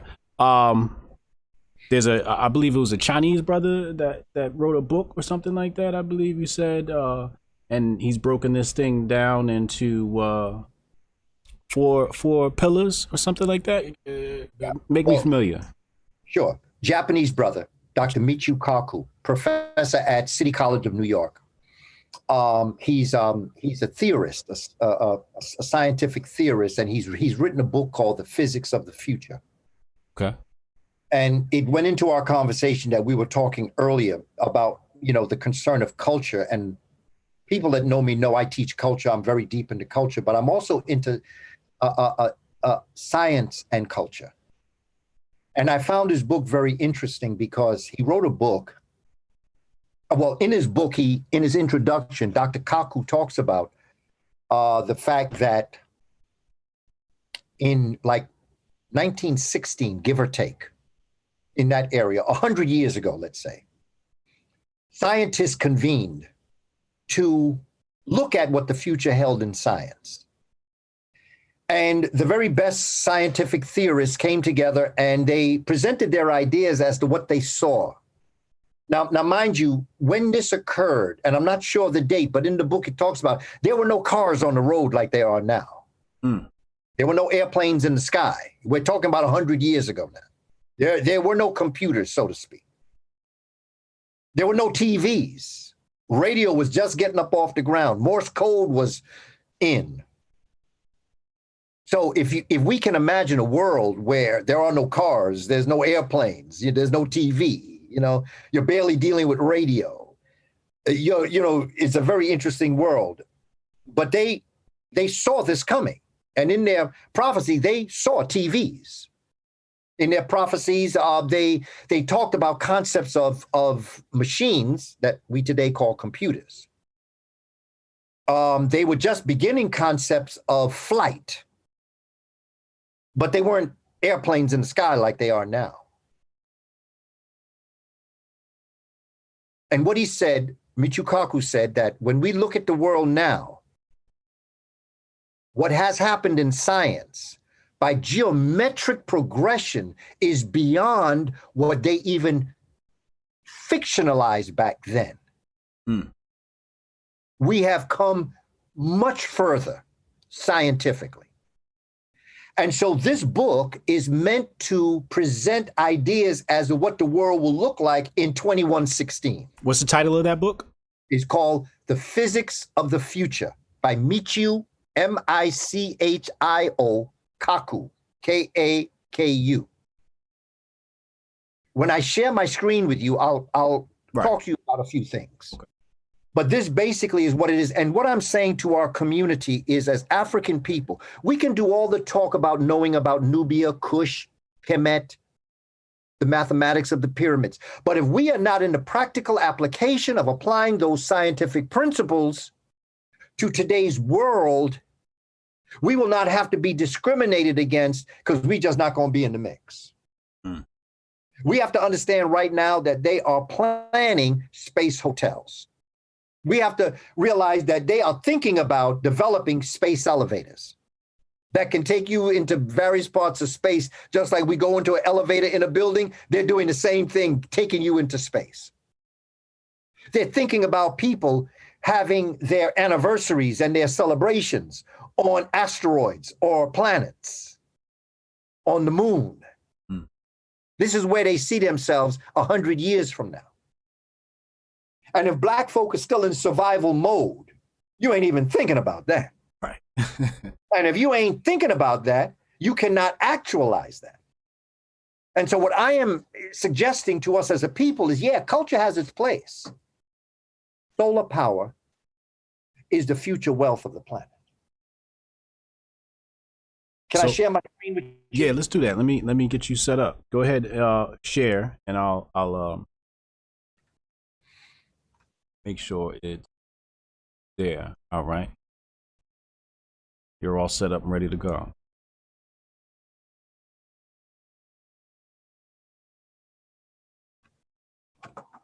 Okay. So basically what I'm saying, bruh, is that there will be no aliens to describe Africa's wealth and prosperity in the future. No aliens, no millions, no billions, no trillions. When you're dealing with solar power, you're dealing with an ever non-exhaustive power of energy that will bring you a wealth beyond what your wildest imaginations can create. Is not even dealing with material wealth anymore. It's a whole nother type of wealth that you will be able to access. Solar power is the wealth of the future. Where the sun shines, now here's where Africa comes in. Where the sun shines the brightest, the people are the most melanated, and the environment is the most diverse. Meaning plant, botany, flora. Every animal that exists on the planet, you can find in Africa. And there are animals in Africa you can find no other place on the planet. Okay. Africa, that's where dogs came from. That's where cats came from. Then you have gorillas that you cannot find any other place in the world but in the Virunga Mountains of Central Africa. Okay.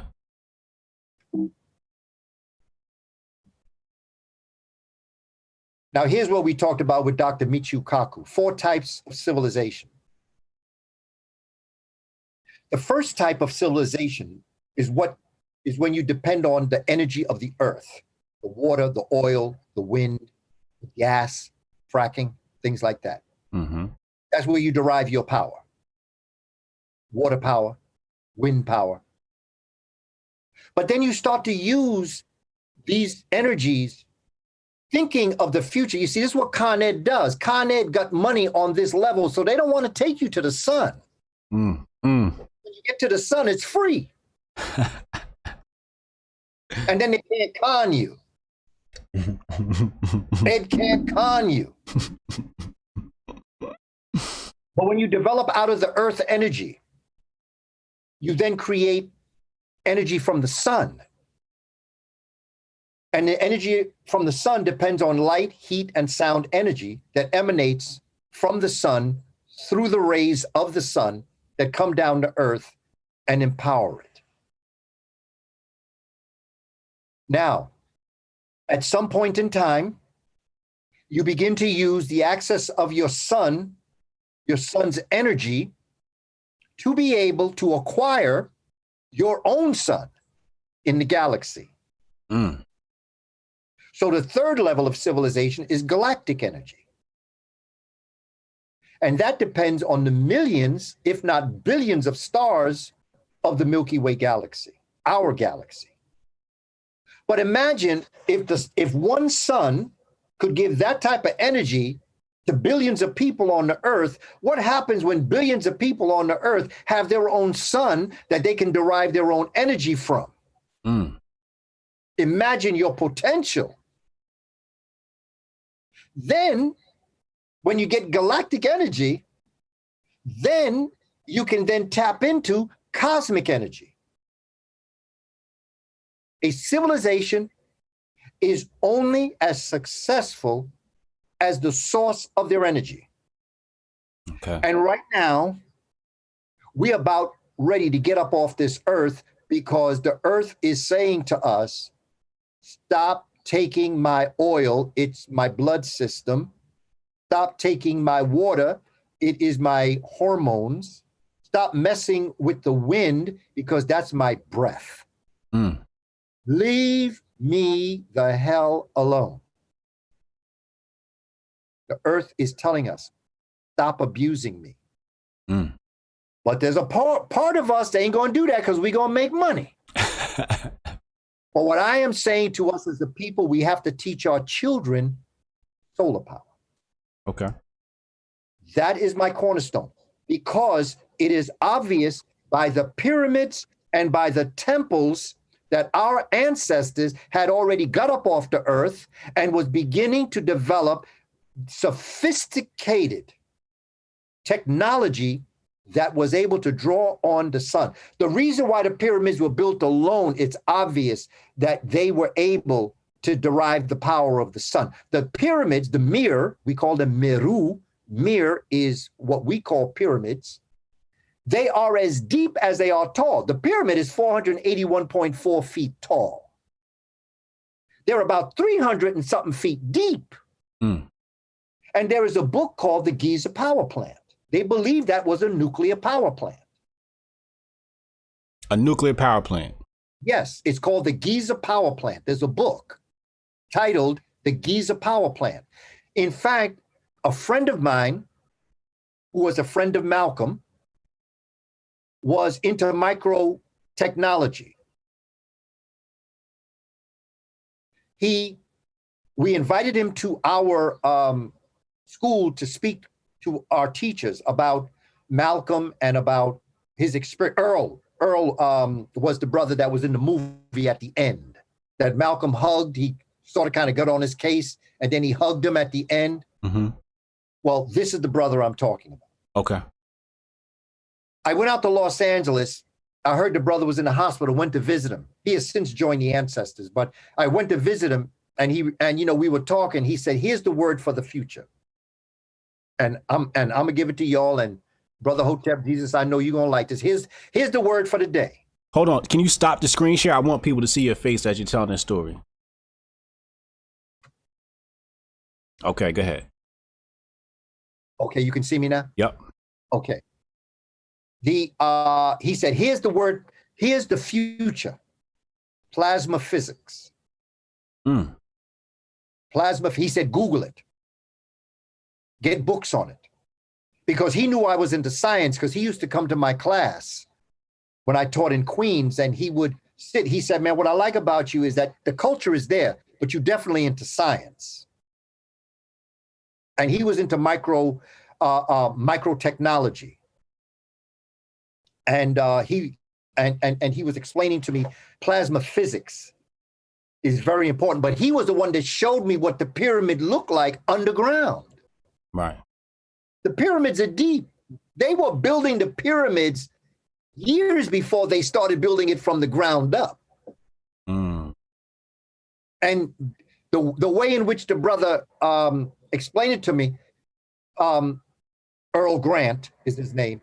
What he was telling me is that it was created like it was a microwave technology. Okay.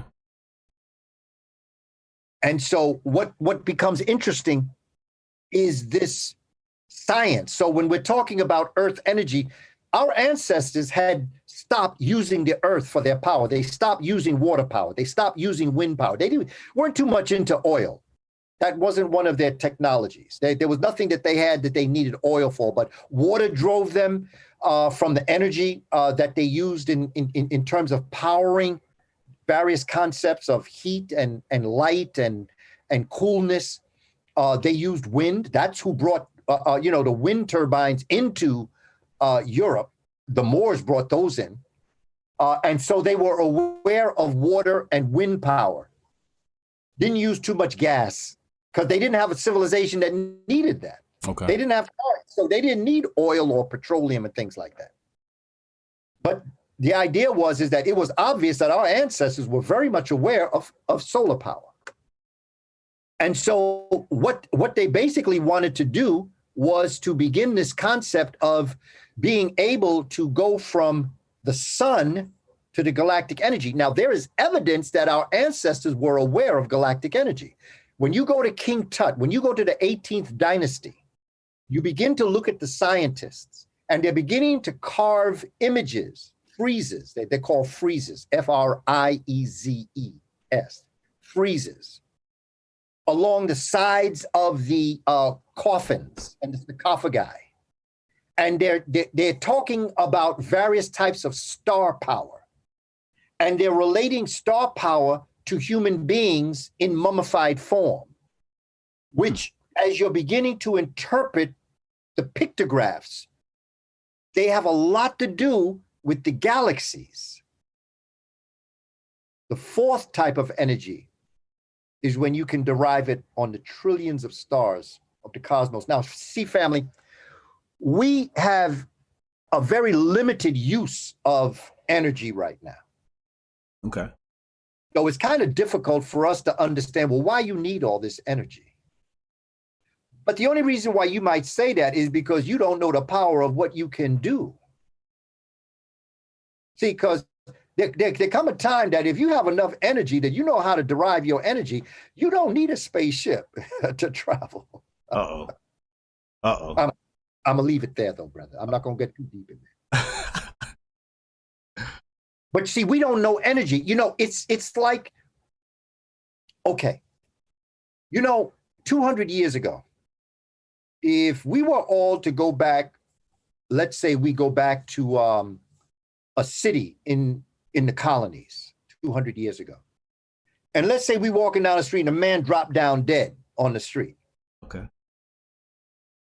And let's say that we come from this time, but we're living back then. And what we do is when we see the man, we take the defibrillator, put it on his chest, boom, bring him back to life again.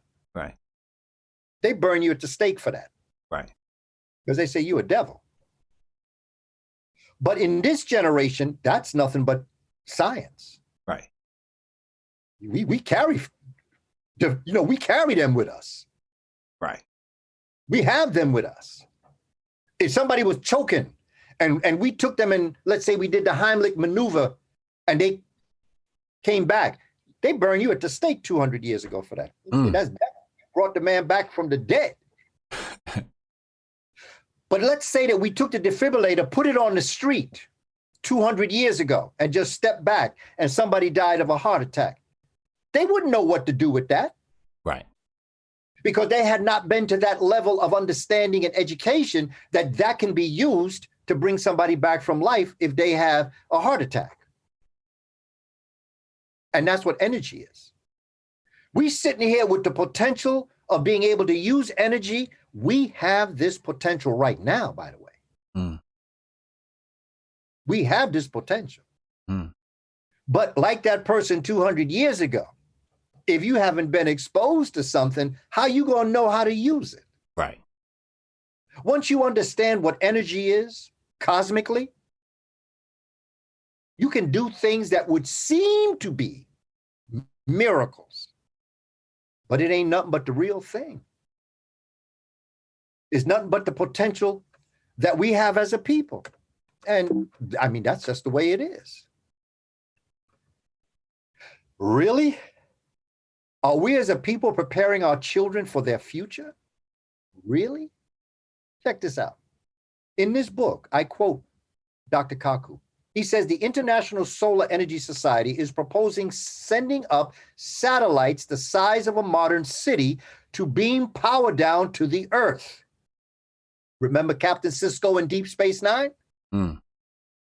Each satellite would be huge, about a mile across, and cost about $1 billion, roughly the cost of a nuclear plant. This is the future, family.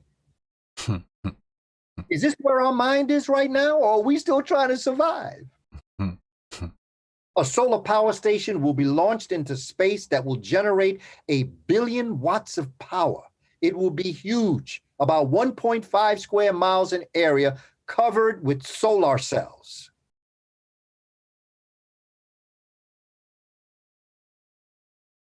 Energy from the sky. By the end of this century, another possibility opens up for energy production, energy from space. This is called space solar power, SSP, and involves sending hundreds of space satellites into orbit around the Earth absorbing radiation from the sun and then beaming this energy down to Earth in the form of microwave radiation. The satellites would be based 22,999 miles above the Earth, where they become geostationary, revolving around the Earth as fast as the Earth spins, because there is 8 times more sunlight in space than on the surface of the Earth. I'm just asking us to think now. I'm just asking us to think, where are we in our lives as it relates to understanding this type of science for our children? But I can't leave it like that, because now I got to leave you with children's books children's books regarding solar power and energy.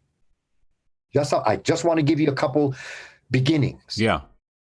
Because the bottom line, and this might be good for us too as adults, because some of us might not know this either. Right. They didn't teach us this in kindergarten and first. My children learned this. Okay. We were creating solar batteries and photovoltaic batteries in our classroom.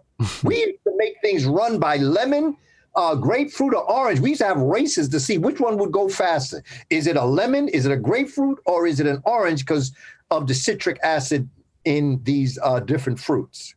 Right. The sun. It's a simple book, all about solar flares, eclipses, sunspots, and more. Basic book on the sun. Should be for our children. You should read it too. Tales of Invention, Solar Power. Pretty good book too. Small book. Chris Oxlade. And then harness it. Invent new ways to harness energy and nature. Now, the last piece. There is a series of books. It's a graphic library series, Graphic Science, with Max Axiom, Super Scientist.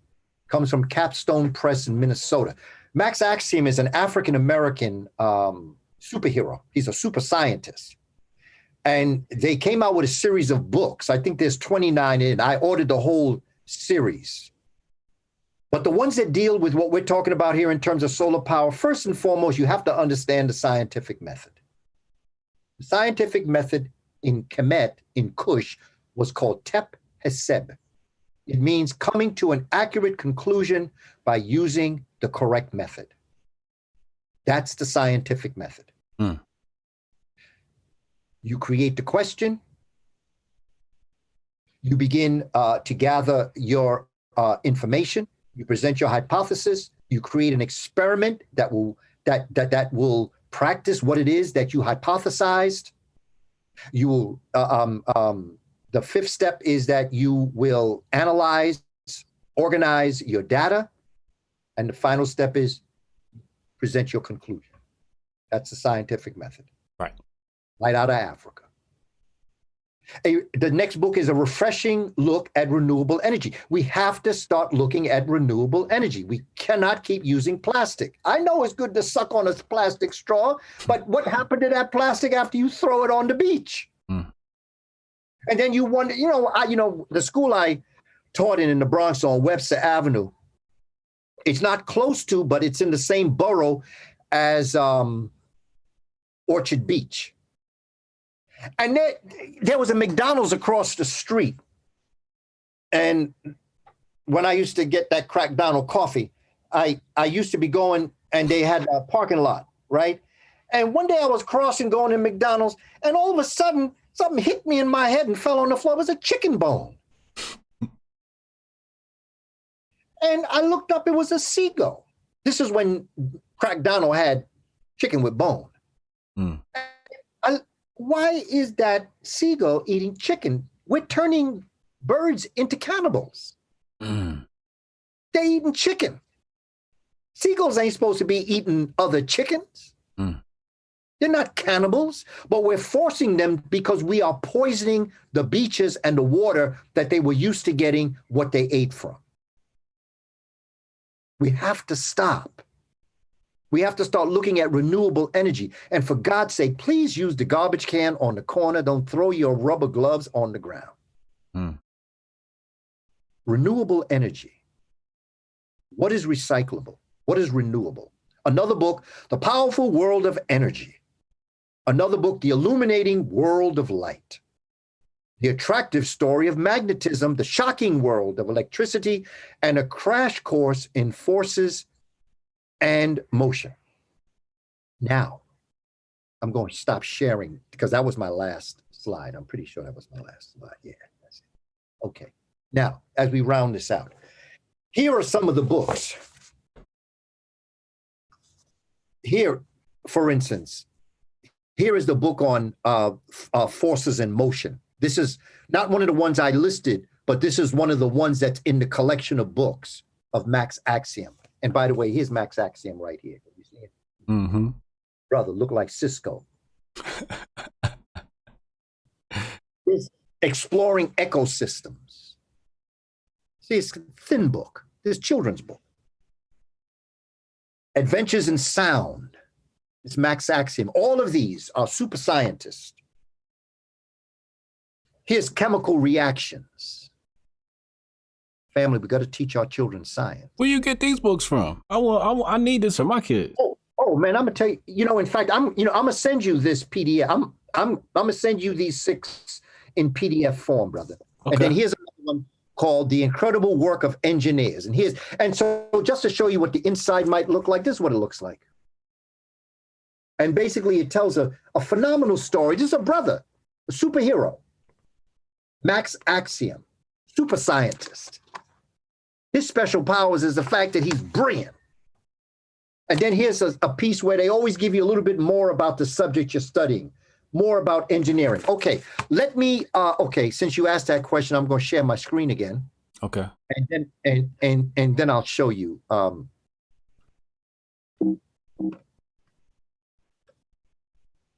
There it is, Graphic Library Series, Graphic Science with Max Axiom, super scientist. Google Capstone Press, Minnesota. Okay. There's about 29 books in this series. And I mean, it's really nice stories, well blended, and it teaches a lot about science. But I didn't show you the ones on solar power. I just wanted to show you examples of this. But these are the books in terms of solar power that you would use. So if you didn't want to buy the whole series, you could always just buy the ones that you felt you wanted as it relates to solar power and energy. I got you. But it's Graphic Library Series, Graphic Science. That's how you Google it as you go on. You go to Capstone Press, then you go to Graphic Library Series, Graphic Science with Max Axiom, super scientist. And then this series should come down to you. I dedicate this to the children because this is for the children. And if we bought these books and if we taught them about the sun, and it's not just these books, you can go out and get other books wherever you may go. You can go to Amazon, you can go to an African-American owned bookstore and ask them to order the book for you so you can do Black business. Right. But the idea, family, is culture has its place, but our people were cultural, but they were brilliant and they were scientists, and we got to get like them. What good is knowing Imhotep just to applaud what he accomplished? I want to build like he built. I want to be the engineer that he was. I want our children to be the poet that he was, to be the diplomat that he was, to be the prime minister. That's what I want, because anything else is dead history. It's just a matter of applauding people that did something, but it ain't doing nothing for you. We got to make this history come alive, dedicated to the children. They are our future, and they want this, family. I've been with them long enough to know they are hungry for this. They want to know this, but they want to know it in a way that it makes sense to them. Don't half step with children, because children, if you want to know about yourself, hang around with a 5-year-old. I spent years with 4- and 5-year-olds in kindergarten. They probably are my greatest teachers about myself. They taught me more about myself because I used to go home sometime. I say, damn, did I really think like that? I was ashamed of myself sometimes because children picked it up because they're too pure to lie to you. Yeah. They, they're too pure. They're not going to lie. They don't mean to hurt your feelings, but they're going to tell it to you like they see it. As they get older, they begin to learn how to be diplomatic. Right. But when they 5, boy, they're going to hit you like a brick. When I'm talking to you, Hotep Jesus, I'm just thinking of occasions I had in the lunchroom or in passing children in the hallway, or things that they would say, things that they were talking about. You see, that was my blessing. That is what I have blessed myself with, my memories of being with our children in South Central Bronx for 31 years, man. Them some beautiful people. Are there any specific stories that come to mind in regards to, like Kanye says, listen to the kids? Yeah. Are there any specific stories that come to mind? Oh, man, listen, there was a time, okay, I'm teaching 8th grade. This is later in my career when I started teaching middle school. I'm teaching 8th grade, man. And I'm teaching social studies this year. And I was teaching about the American Revolution. And I remember because I was talking about George Washington.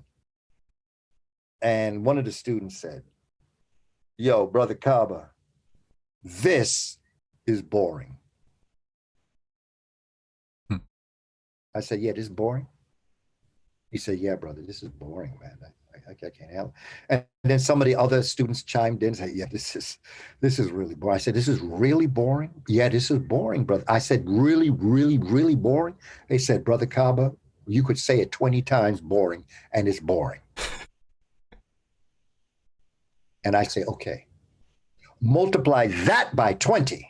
And that's how bored I am teaching you this. I said, but this is a game. And you have to learn how to play a game. Do you play basketball using baseball rules? No. Do you play any sport playing another? No. I say, well, school has rules. And this is a game. Give me 20 minutes to tell you what you need to know to pass my test I got to give you on Friday. And I'll spend the other 20 minutes telling you what you need to really know about George Washington. And let's start with the fact that he ain't never chopped down no cherry tree, and he was not an honorable man. Uh-oh. The whole class got quiet and said, well, I guess we go tune in to Brother Kaba now. And what I would do is I would have them copy down the introductory paragraph and the conclusion paragraph, and I would build my test around those, upon which they all passed, because I told them what the questions were. I did the same thing with them that I did in college, because I want you to know something. This is what I want you to know. I'm not playing with you. When my college students left me, they knew 75 things, because they never had to worry about all that other garbage they thought I might ask them. I never played with my students. And I still don't play with the students or our community. I don't play with you. And by that, I mean mess with you, try to be cute, try to say this or try to do that. No, I'm going to drop it exactly the way I believe. From me, you should be interpreting what I'm saying. I want you to know what I'm saying. I'm not trying to take things around the corner. I just want you to understand. And with my children, they say, this is boring. I say, guess what? I'm bored teaching it to you. And that's the truth. There's another one. There was another situation. Oh, man, I got stories, brother. You start me on stories. I got stories. I love them. I love them. Oh, brother, there was this brother, again, going back when I was in middle school towards the end of my career. This brother had 1 foot on the block and 1 foot in Rikers Island. Okay. This brother was ready to go to Rikers. And I used to teach at Rikers. I taught at the high school, and I used to visit the adult centers, and I also visited the Rose Singer Wing, which is where the sisters were. I used to visit them and talk to them. And the brother used to say, yo, Brother Kaba, tell us a story about Rikers. And what I would do is I would start telling them a story. I would tell them a story about this brother that they asked me if I would help coordinate a right to pass program in Rikers Island for the high schoolers. Because they got a high school in Rikers Island. No, I didn't know that. Yeah, they have a high school there. And the only difference between a high school and Rikers and the high school in New York is that instead of having correction officers in the hallways, you have school aides in the high school. Right. Because you even got some bars up at the window. Yeah. They designed the same way. Yeah. It's designed is exactly the same way. You've got the metal detectors going in. You've got police roaming the hallways. It's the same exact thing. And you see, the thing is when I would go from Rikers to my regular school, which was not high school at the time, it was middle school or it was elementary school, like I would say, damn, nothing's changed. Except instead of correction officers in the hallway, we have school aides. The same thing. So I told him a story about this brother. And, you know, it's really unfortunate because brother said he want to sing a song for the Right to Pass program. And I was sitting there. I said, okay, let's practice. What does Right to Pass mean? Well, Right to Pass is another way I say rite of passage. I don't call it a rite of passage program because there were multiple rights to pass programs in the African community. The reason why we focus on the 12 to 13, the puberty one, is because of bar mitzvah and because of what European culture has given us as a turning point in a young person's life. But the moment the child is born, there was a right to pass program. At the age of 2 to 3, there was a right to pass program. 7 to 9, there was a right to pass program. 12 to 13, there was a right to pass program. 19 to 19 and a half, there was a right to pass program. 65, there was a right to pass program. Right to pass means that you have gotten to a spiritual place in your life, that you are now ready to move on into the next level. This is where Masonry is born out of. This is where, and then out of Masonry came fraternities and sororities that broke up the apprenticeship from the Son of Light level of the Masonry. And so I call it right to pass, which means that you have a right to pass to the next level. It's not just it ends rite of passage, that's it. No, there's many of them that you're going to have to experience. They don't judge you by your intellectual growth like we have graduations. They judge you by your spiritual growth. Okay. They didn't have education graduations. They had spiritual graduations. And that's why they're called commencement. Because I always tried to figure out, why do they call them commencement when I'm graduating? I'm ending something, but commencement means to begin. Right. The reason why it's commencement is because in Africa, you begin to be the person you were studying to be. And you're now moving on to the next level that you're going to have another passage when you get to that level. And that's how it was. Okay, so this brother, not going to mention his name because I pray he's still alive. But he sang the song. And man, I say, oh my goodness, this guy don't sound like the person that's singing that song. And I said, I'm afraid to let this brother sing this song. Now, the reason why I say this is because I haven't been able to do this for a number of years now because the song is I Believe I Can Fly by R. Kelly. Right. And because of the situation that R. Kelly finds himself in, it is very difficult for me to use that song because everybody break off and start thinking about R. Kelly, the man, as opposed to the words of the song. Right. But when you listen to those words of the song, this is what it did. I'm sitting in the chapel in Rikers Island. I am sitting within a spiritual prison in a physical prison. And I'm listening to the words of I Believe I Can Fly. And it is accentuated by the fact that this brother does not sound like R. Kelly. He doesn't sound like he in pain. Okay. But for the first time in my life, I heard those words from that perspective. And it transported me back onto a plantation in 1725. Wow. And I began to hear those words from that perspective. As an African, Africans on a plantation, going through that pain. So another homework, I'm a teacher, Hotep Jesus, and to all those watching. So I got to give you homework. Okay. If you can, go beyond R. Kelly. Just listen to those words. I love that song. That's Space Jam, okay? Mm-hmm. Listen to the words of that song. Transport yourself back onto a plantation and think of yourself. And this is how I just going to round this out.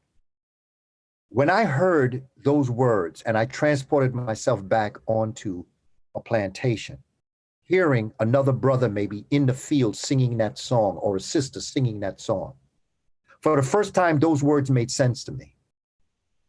Because actually what I came to realize was as that brother was singing that, see, if I had heard it from someone that sounded, like R. Kelly or Luther Vandross or somebody, it wouldn't have hit me the way it hit me. Right.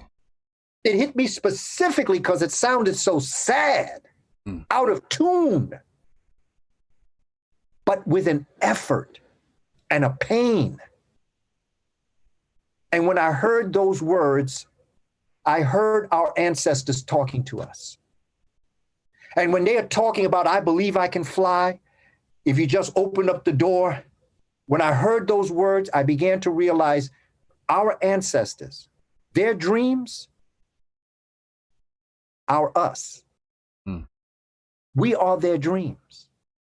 We are their aspirations. When they said they believed they could fly, we are the entities that flew. We are them. And I just thought that it was such a powerful situation. Hey, tell me, brother, would it be testing the waters if I were to play I Believe I Can Fly? Yes. Okay. Because of the DMCA, right? YouTube is going to flag it. Okay, good. I'm glad I asked you. Yeah, we can pull up the lyrics.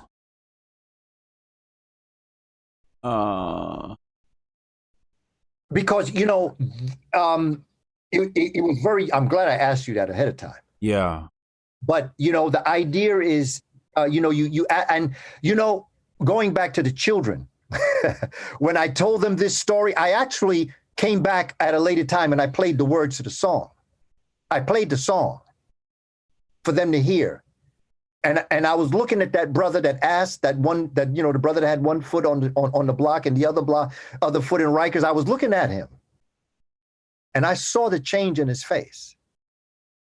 I saw that I had made some form of an impact. I'm not going to say that he was transformed. Yeah. Well, he still had work to do. He was in the process of transformation. Right. But that made an impact on him when he started listening to those words. Because our ancestors, at the end when he's talking about the wind beneath their wings, man, our ancestors are the wind beneath our wings. They are the ones that keep us flying and floating, and they keep reminding us. Another thing I want to tell you is that the one thing I used to say to the children, this is on a spiritual level. I never told them it was spiritual, but this was real spiritual to me. When they would be acting inappropriate, I would say, listen, Jamal, for instance, Jamal, you know better than that. You know better than that. And the look on their face, because I wasn't talking to the young brother or the young sister. I was talking to the ancestors within them. You know better. Why are you letting him act like this? You know better. Grab a hold of him. Make him right. Have him sit down, do the right thing. Stop throwing things and hitting people upside the head. You know better. That was very spiritual to me. Here's another story. Oh, man, I got stories, brother. Keep them coming. Oh, man. I was coming into a school and there were people who were trying to undermine me. They were trying to sabotage me. And so I used to visit classrooms. When I was an administrator, I used to visit classrooms. And this one school I came in, what they decided to do was to give me an extremely challenged class that had been purposefully underdeveloped in the special ed program. They say, okay, you think culture work? You got a big mouth? Okay, let's see. Let's see if you can do this. They never told me this now, so I don't know this. I know this afterwards because someone told me. But they put me in this room. There was about 8 brothers, all of them brothers. And when I walked in, Okay. A lot of disruption, a lot of situations. So, I started talking to them, telling them stories, things like, regular things, where I was from, what I was about, how many children I had, things like that. How old are you? They want to know my age. and, uh, this one young brother had his head on the desk and he had his hood on and he had his head on the desk. And he was laughing the whole time I was talking. And he's still with his head on his desk. He raised his hand. And I called on him. I said, okay, the brother with the head on the desk with the hand up, because I didn't know his name. But he said, why you got such long hair? Because, I had a ponytail. He said, why you got such long hair? I said, well, it's my culture. It's something. I don't believe in shortening the lock. I don't believe in cutting hair. I say, radio, and, radio has an antenna. And what you want, when you want better reception, you pull the antenna up and you get better reception. I said, well, that's what hair is. I said, you ever heard of Samson and Samson's locks? I said, well, that's where that story come from. Africa, that the locks are like antennas, divine antennas to receive information. He said, they ever talk to you through that? I said, yeah, I've had some conversations. And he's laughing. He thinks this is funny. He's laughing, thinking this is a big joke. And so he puts his hand down and, okay, no more. And so I keep talking to the brothers and he's helping me get the other brothers in place now, because if I can get him, I can get all of them. So, I just keep talking. He puts his hand up again. I said, okay, the brother with his head down with his hand up again. What you got, man? He said, why you wear earrings? And you got 2 on each ear. I said, well, because the circle is the circle of life. And it creates a relationship between the people. Like, for instance, I'm right here, right? And I say, look at me. Here I am, and there you are. But the problem is, you got your head on the desk. So it's not like it's a circle. And so the brother raises, this is the first time I'm looking at his face. He sits up. And I say, hey, look at that. Hey, man, I say, you a handsome brother. I know all the girls outside love you, don't they? You think it's funny. Okay. So he's just watching me now. He's up now. He doesn't have his head on his desk again. He's up there looking. And pretty soon he raises his hand again. But he asks a question in relationship to what I'm talking about. And I answer him. Here's the long story. Okay, because that was like about a 40-minute. Let me tell you, the European American teachers that thought they were going to sabotage me, they were shocked. Mm. They were shocked at what happened in that classroom. What happened? I got the class under control. They thought they was going to dance all over me. Right. They wanted to make me look like a fool. They brought me into the lion's den. 8 brothers. 2 of them was taller than me. All those European teachers were scared of these brothers. I walked in with a, yo, what's up? Yeah. And it wasn't no tough attitude, because I'm not that type person. It ain't about, it's not about being tough. It's not about I came in wanting to talk with a attitude that any young brother the hardest heart is the hardest hurt. Mm. And I've always operated like that. And in math, you cancel out like terms. Hardest hard equals the hardest hurt. When you cancel out like terms, hard equals hurt. Why am I going to come on a young brother on the side that's hard? I'd rather come up underneath and deal with the hurt to eradicate the hard heart. Because that's what the young brothers want. The harder they are, the more hurt they are. Why am I going to make you more hurt? Why am I going to become another factor in your life that's going to hurt you to make you feel like you can't accomplish? I ain't come in this room for that. And I used to tell the brothers that. I say, you know something, bro? Because some of these brothers would MFA and all sorts of stuff on me. That's how they do it. Pissed off. I say, bro, when I got up this morning, man, I was looking forward to seeing you. I said, as well as I have never spoken to you the way you just spoke to me. I have never said that to you. I have never even imagined talking to a good brother like you like that. And pretty soon that hard goes away, man. See, we as men sometimes get very offended with young brothers who are trying to be their man, because in this world, young black men have to act like adult black men to survive. But I know they're a child because I was once a 13-year-old like you. I know what it is. I'm not going to hurt you, brother. Right. So, because you feel like this, why don't you go that way and I go this way? And when we can talk to each other, when we feel better, because I ain't the one that made you feel like this.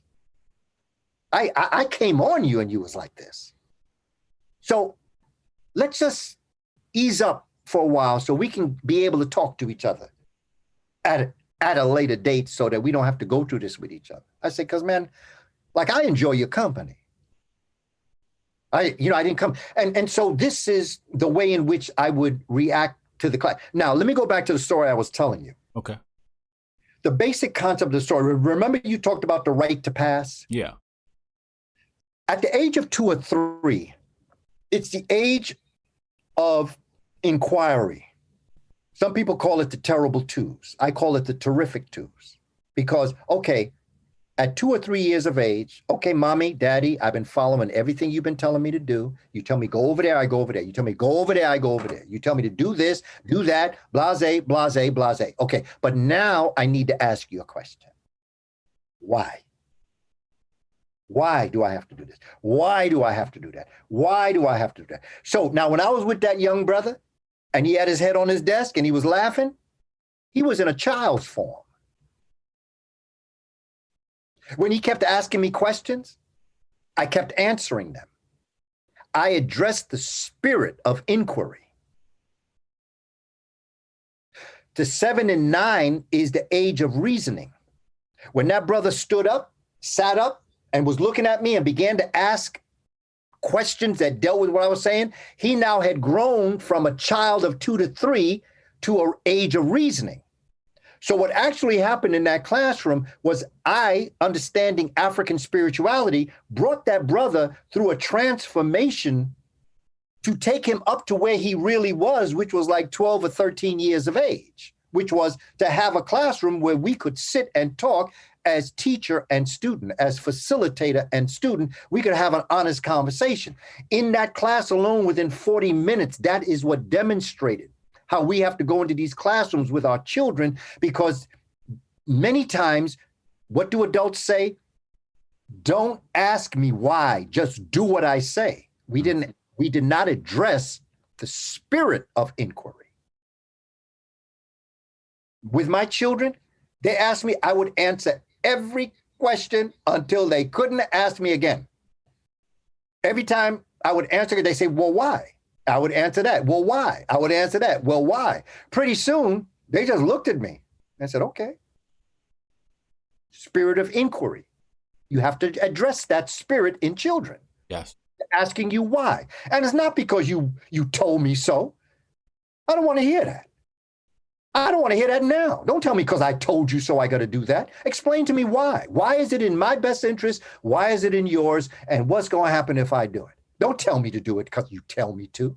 But that's control, domination, and white fragility. Mm. What do the police say when they're after a brother in the street? If you just did what I told you to do. Well, who the hell do you think you are? That I got to do what you say? What, you some kind of a master over me?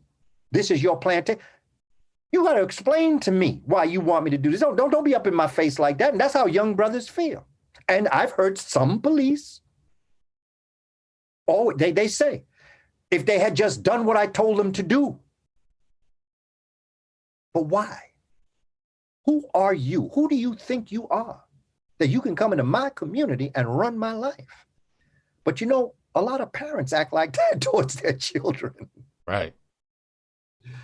With my children, hey, listen, I explained to them why. If there was something, here's my last story. Okay, here's my last story, Hotep Jesus. Okay. I was asked to come to a high school in Queens, New York, to talk to a group of students. They were having a very serious discipline problem in this high school. And I was hired as a consultant to work with the school to find out a way that we could fix things. Okay. So I say, okay, here's how we're going to do it. The first thing is I'm going to talk to the students. And then I'm going to talk to the principal. And then I want to bring everybody together in the same room. This is the whole school now. No, well, this is a segment of the school that represents people, young people who have had enough of European American and some of other cultures running the school the way they're running the school. I got you. The students have had enough. We're not going to deal with this. And when it got to that, that's when they called me. And so here I come. And I say, but you got to do it the way I'm going to do it. And the way I'm going to do it is I want to talk to the students first. Then I'll talk to the principal and whoever else adults he'd like in the room. And then I want us all to come together to have a conversation. Okay. Here's the key. Interesting. Give or take, without exaggeration, about a third of all the discipline problems in the school was because brothers wore their hats in the building. Just like the hat you have on right now. Yeah. Okay. And some of them, you see, my head kerchief, okay. Some of them had the head kerchief underneath the fitted. Yeah. A third of the disciplinary problem came from, first of all, European men don't understand about brothers. Don't touch me. And never touch my hat. Right. Don't touch my hat. They don't understand that. Right. Because do as I say. I told you to take the hat off. You didn't take it off. I'm going to take it off for you. No, don't touch me. Okay. So I talked to the brothers. This is what the brothers were telling me. They say, we get detention simply because we always have our hat on. They always tell us to take our hat off. I don't want to take my hat off. Okay. I'm done with the brothers and sisters, but in this particular case, the third of the discipline problem. So then I go with the principal and the assistant principal and other people, and I begin to explain concepts about the African tradition. And the first question that I ask the principal is, why can't the young men wear hats? And his response was, because men don't wear hats indoors. Hey, man, come on, man. Okay, that sounds good for 1935. Yeah. But this is like late 90s, 1990s now. I mean, you know. When I went to school, that's what happened to us. Okay. So I know exactly what you're talking about. They used to snatch our hats, put them in a box. Yep. That's right. You put my hat in with Kwame hat? I don't know what he got. I don't know he got cooties. Right. And I got to go in that. I don't even want to. They did that to my son one time, and my son said, I'd rather you keep my hat because you touched it. Yeah. Don't touch me. Don't touch my hat. Yeah. See, they don't understand the crown. There's a lot they don't understand about Black men's perception of the pineal gland. Even if they may not know what it is, the concept of the crown is very important in the anatomy of the human being, particularly the skull. So that's the next step. So then I bring everybody together. And I started a conversation where I would lead the adults to explain to the young people why you have the hats off. Because I understand why they say don't wear hats indoors.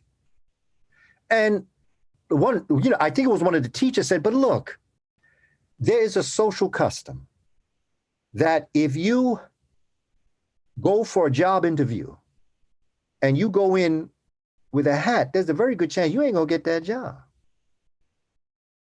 And if we don't somehow give you the social customs of the society, then you might think it's all right just to go into your job with that hat on your head that way. And the moment they see you with that, you already lost the job. You could be the greatest worker that ever came there. You could have so much to offer, but once they see you with that hat on, it says something to them, and you're not going to get the job. Young brother say, but why didn't you tell us that? Why didn't you say it like that? Hmm. You were snatching hats off heads. You were telling because we tell you it's a school rule. What you just said makes sense. Had you just explained it to us? Hmm. We have to talk to the children. We have to explain to them the social mores. In my classroom, I used to tell the students all the time, listen, you can wear your hat in my class, but the moment you see the principal, you better snatch that bad boy off. Because if you don't, then I'm going to get in trouble, and so are you. And I said, after the principal leaves, you can put your hat back on. And then I explained to them the rules, the social. When you go for a job, men do not wear hats indoors. It's just a social custom. I can't tell you that it'll make you think less. I can't tell you it'll make you sick. I can't say anything negative. It's just a social custom. And if you're going to go for a job, you're going to have to do that. Okay, man, I know I promised you that that was the last story. I have another story. Keep brother. coming. I'm here for you, man. Okay. I'm enjoying this. Here we go. I get on, because I like crack down on coffee.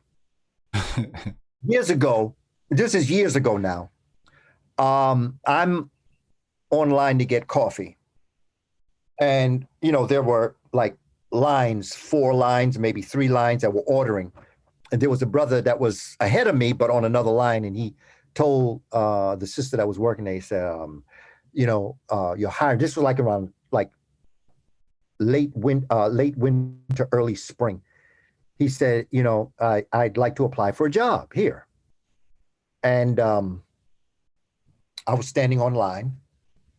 And, because I know what's going on. And then she said, okay, hold here. I'll go back and get the manager. And so, I said to the brother, I said, excuse me, bro. I said, I heard what you said. I said, I don't mean no disrespect. I said, but can I just give you some tips? I said, that's a real nice fit you have on your head. That's real nice. I said, but you need to take that off.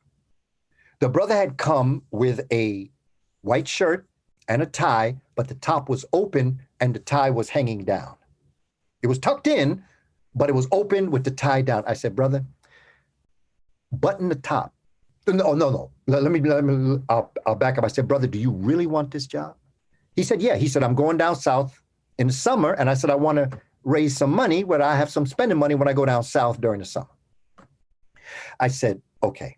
And so now I'm going to say, brother, you need to button that top button, pull your tie up. And I said, smile. And I said, man, you know something? I said, you're a handsome man. You got a nice smile. I said, one of the most important things that's going to get you this job is that when people look in your face, they feel pleasant. Your smile make people feel pleasant. When that manager come out, smile. And he smiled at me. Now, okay, long story short, I would go back after, like in end of May. He worked there. He got the job. Okay. And he gave me free coffee too, by the way. So in fact, he gave me free coffee every time I went there. And I always made sure I got on his line. But the point I'm making is that brother had good intentions. He just didn't know better. Right. If you really want the job, there are certain things you're going to have to do. If you don't want the job, then first of all, you shouldn't be online. But another thing is, you shouldn't be offended if you don't get the job. But I say, if you want the job, there are things that you need to do to present yourself in a way that you will win your job by the nature of the way you would present you. So many of our young people don't understand this because daddy not home to talk to them. A lot of the young brothers need that daddy. What I did with that young brother is what I did with my son. Is what I did with young brothers I've come in contact with. I am your father. And in my kindergarten class, I could write a book, Hotep Jesus. I could write a book alone on my 4 and 5-year-olds and 6-year-olds. That when I was in class with them as their teacher, they said to me, you look like my daddy. I wish you were my daddy. Can I call you daddy? My response was, I am your daddy. I said, I didn't bring you into this world physically, but as long as you're in my presence in Africa, every adult male was called Baba, and every adult female was called Mama. It is my responsibility to be your surrogate, your parent when your parent ain't here. This is the African tradition. We all take care of our own. And all these young brothers out here are my sons. And all the young sisters are my daughters. And that's how I feel for them. That's how I interact with them. That is how I talk with them. And that is why I so appreciate you, brother Hotep Jesus, for inviting me. And I am honored to be invited back a second time. I often tell people, you know, being invited to speak one time is good, but when you're invited back, it means you said something that stuck. So, brother, I appreciate this opportunity. I'm so proud of you, brother Hotep, because I follow you on Instagram. I see the work you're doing. I see the thought-provoking ideas that you're presenting to all of our community. And I just respect and honor you, brother. And I wish you all the very best in everything that you do, because I know if you think this is something else, brother, the sky is not the limit for you, Hotep Jesus. You can go beyond, brother. Appreciate that. Appreciate that. Can I ask you some questions? Sure, brother. I want to talk about the sun and the moon before we depart. Sun and the moon. What is it about the sun that we don't know or is not taught? And what is it about the moon that we don't know and is not taught? Well, I think it could be taught according to who it is, but the single most important thing to understand about the sun is that it is the source of everything we are. We are many suns on Earth. The same thing that the sun does all day is to fuse the nuclei of hydrogen atoms. And in this fusion, it loses weight. Two hydrogen atoms create one helium. But in the process of creating that helium, it loses weight. The weight that it loses becomes the light, heat, and sound energy that comes down to Earth that creates life. The moon has no shine. Only the sun shines. The moon lights. And the light of the moon is the shine of the sun. And to bring all this together and to combine all things, what I say to people frequently is always keep in mind, you may not always be the sun. So be careful how you treat the moon, because the moon depends on the sun for its shine. And if I today am the sun and I shine on you, the moon, I will have sunshine and you will have moonlight. Because tomorrow, you may be the sun. I may be the moon. And if you shine on my moon, I will have light and you will have shine. So be careful who you refuse to shine on, because tomorrow it may be your sun and you may be the moon. That's deep. And I wasn't expecting that question, brother. So my response is right ad lib right there, bro. I love that. All right. So the moon is a very interesting object. So let me tell you what I think of the moon, and then you can help me out. They say it's hollow. I'm inclined to believe that some extraterrestrial put it there. I believe that it could potentially be a spaceship. And we see, or I've seen evidence, or what I believe to be evidence, of structures similar to what we see in Kemet. What do you make of all of what I just said? Do you believe that, or what do you believe about them? I cannot say that you're not correct. because I don't know. So I accept your thoughts. I see the moon is to the earth as the earth was to the sun, as a gaseous ball that throws pieces of itself off. And I look at the moon as being a knob on the earth that was separated. You know, like an orange, and you have that little knob on top of the orange. Mm-hmm.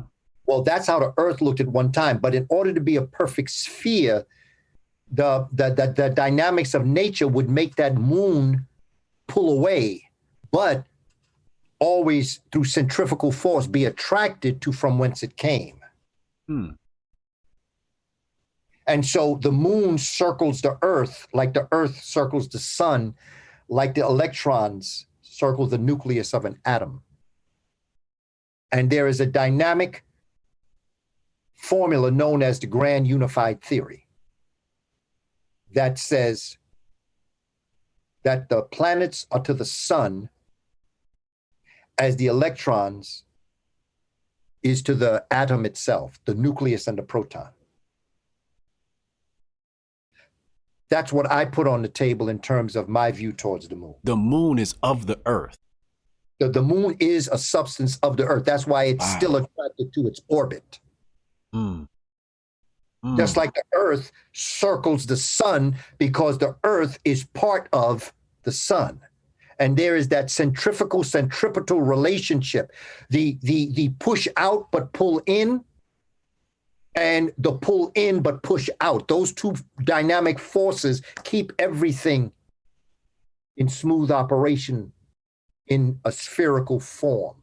So I see, just like the earth was thrown off from the gaseous ball, that was a gaseous ball at one time, interstellar space, the coolness of space, cool down this gaseous ball, but in the middle, there is always a core.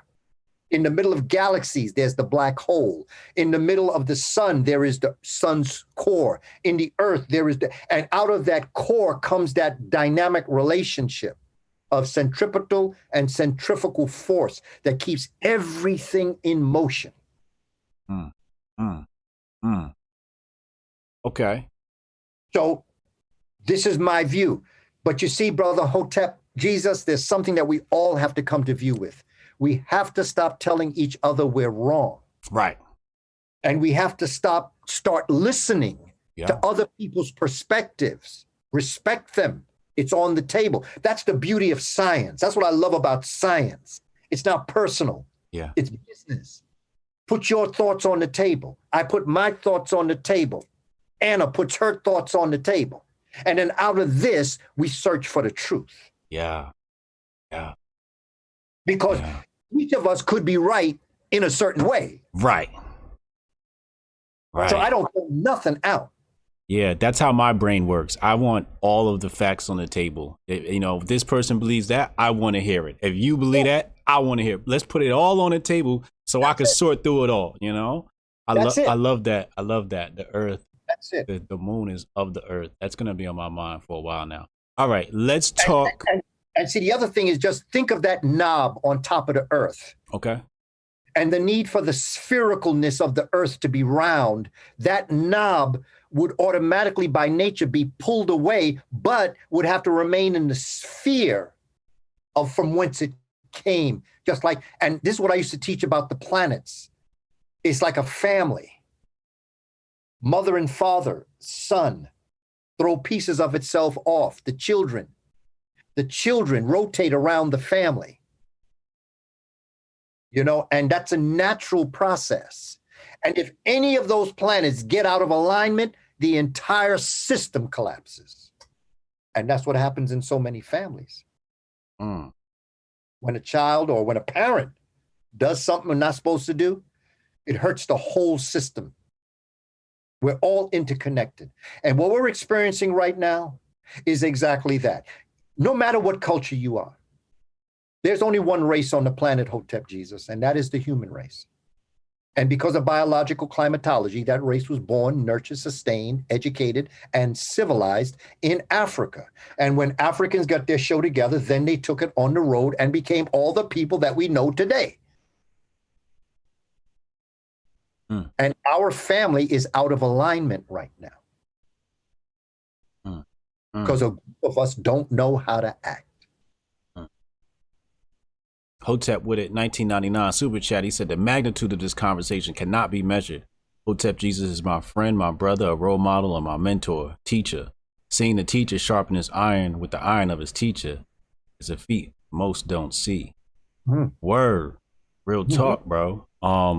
Okay, so let me ask you this: we're experiencing, I believe, a full blue moon right now, and it is my belief that there is some sort of effect that the moon has on us in many different ways, especially emotionally, especially with the tides of the earth, etc., etc. Can you speak to that and tell me exactly what's happening and or maybe why it's happening? The very nature that we know what time it is because of the moon. Yes. Every calendrical system is based on a lunar cycle. Yes. No matter how many years, like Africans had many different calendars. They had a great year of 26,000 years. They had the agricultural calendar, which we experience, 365.65. They had a leap year. And when I say leap year, I'm not talking about every 4 years. I'm talking about the fact that they existed for 1,460 years. And the next year actually was leap year. See, we add a day every 4 years. Like this year, we're going to add because every so-called presidential election is a leap year. And there's an astronomical reason why they chose leap year to have election day. But that's a whole nother story. You have to tell that story. Listen, man, this is us all around. They just took off. You know, the two things that Europeans invented was the Xerox machine and the patent office. Because they stole everybody's idea, copied it, and then put their name on it. Yeah. So they had a year that was 1,460 years. And then the 1,461st year actually was a leap year where they corrected the calendar. Okay. They also had the one that was 365.25, and they had the one where they added the year every 4 years. So the moon has always been impactful, and there is a direct relationship between the moon and the feminine energy of our sisters. Because you speak to sisters, they'll tell you about their life cycle and how the moon's phases impact their phases. Yes. And when there are some times where there may be more of a purging of the liquids during their life cycle, and then some, it would be less. And it's all according to the moon. But it's also important to realize is that which the moon is made of is the same thing that we're made of. The only difference is the composition of our molecules. The order of it. Yeah, the only difference between myself and this chair I'm sitting on is the molecules and how they're put together. Right. But we both have the nitrogen, oxygen, carbon, and hydrogen atom in us. It's just how they're manipulated. Right. A few others here or there, sulfur, things like that. But basically, we're made of the same stuff.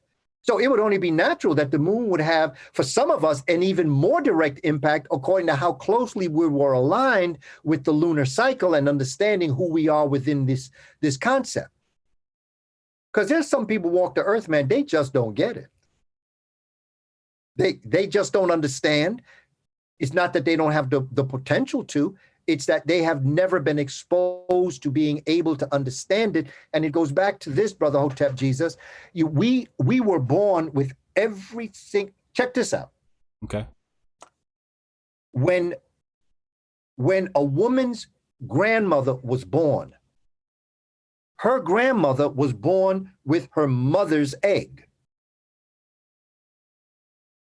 At the same time, that egg of her mother had her egg. You could go back to the beginning. This is what mitochondrial DNA does. You could go back to the very first beginnings of the feminine hominid. And every woman that exists today existed in that woman millions of years ago. So here's what I say to you. Each human is born with every bit of information in the cosmic universe that has ever existed, that exists now, and will ever exist. You have it in you. Here's what I say. Turn out all the lights. You see nothing in front of you. Or you walk into a room of darkness. See nothing. You find the light switch. You see the fan, you see the TV, you see the Xerox machine, you see the computer, you see the tables, you see the chairs. My question is, did all those things appear in the room when you turned the light on? No, they were always there. Your light just wasn't on. That's who we are. A teacher's job is to facilitate the learner to know that they already know it.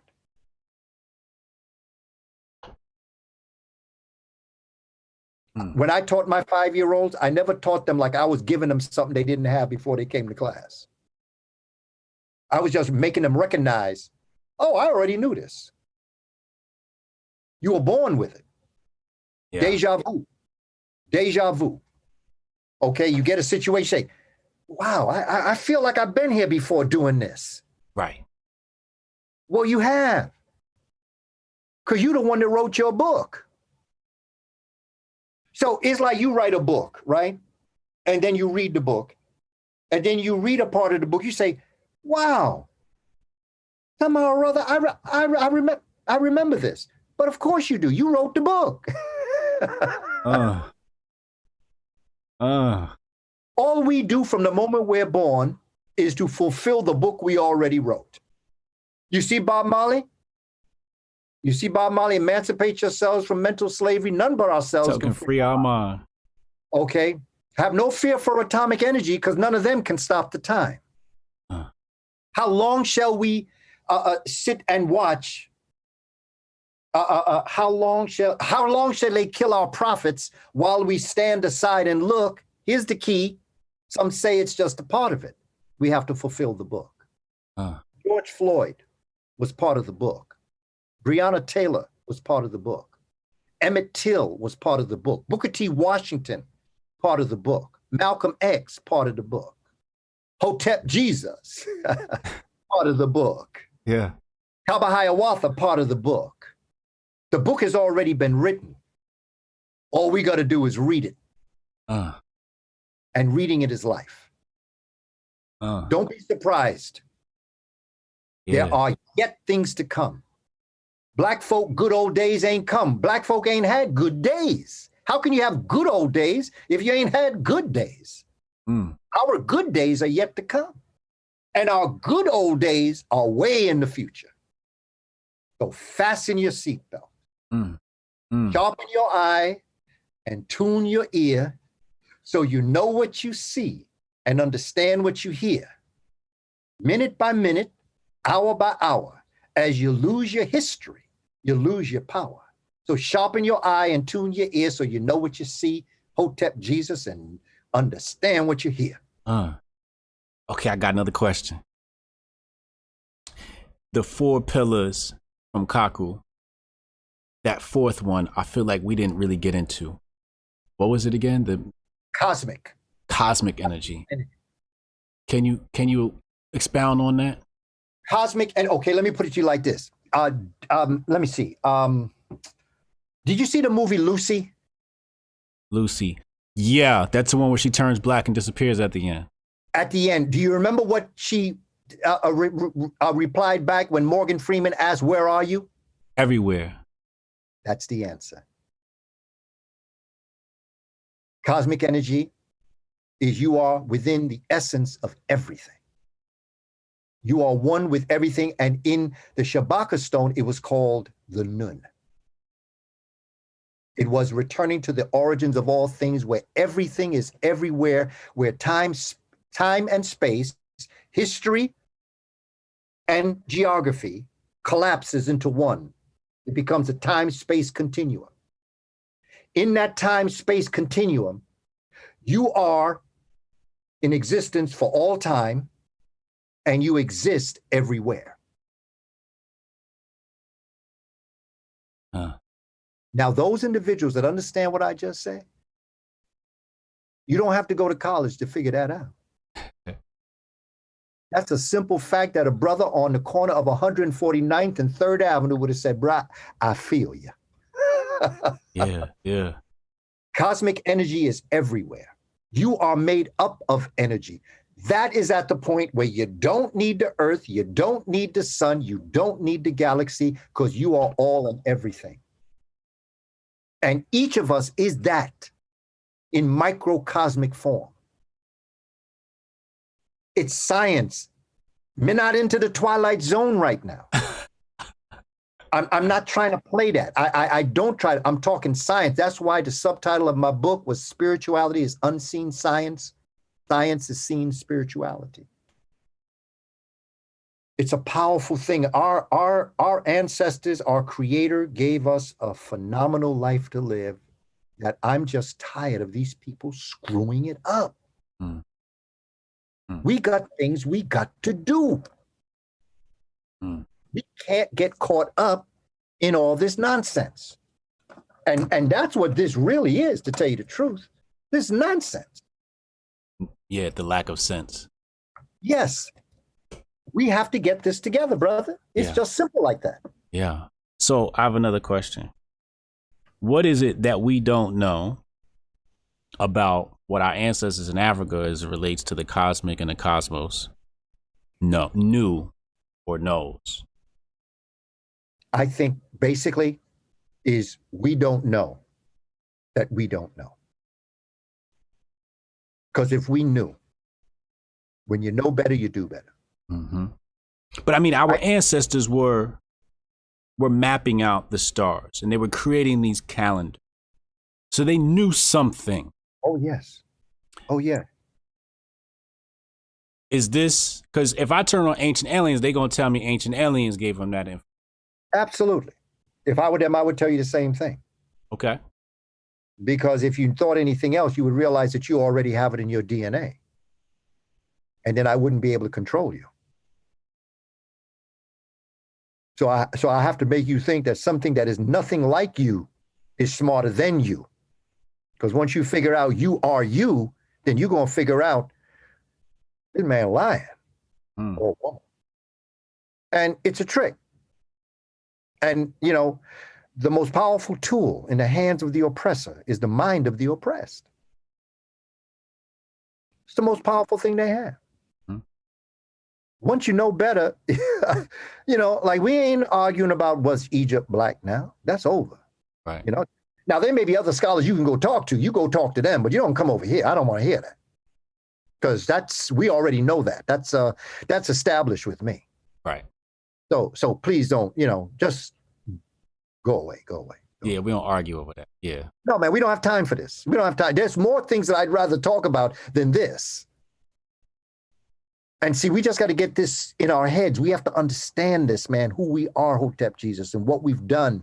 And what we as a particular group here in the belly of this beast have to offer the world, because nobody knows this beast better than us. We done lived in the belly of this beast. We know what's going on. We see what's happening now. Okay, remember, on Wednesday, bruh, here's Trump, and here's Biden. And it's something that we just got to realize. I ain't looking for no one to save me.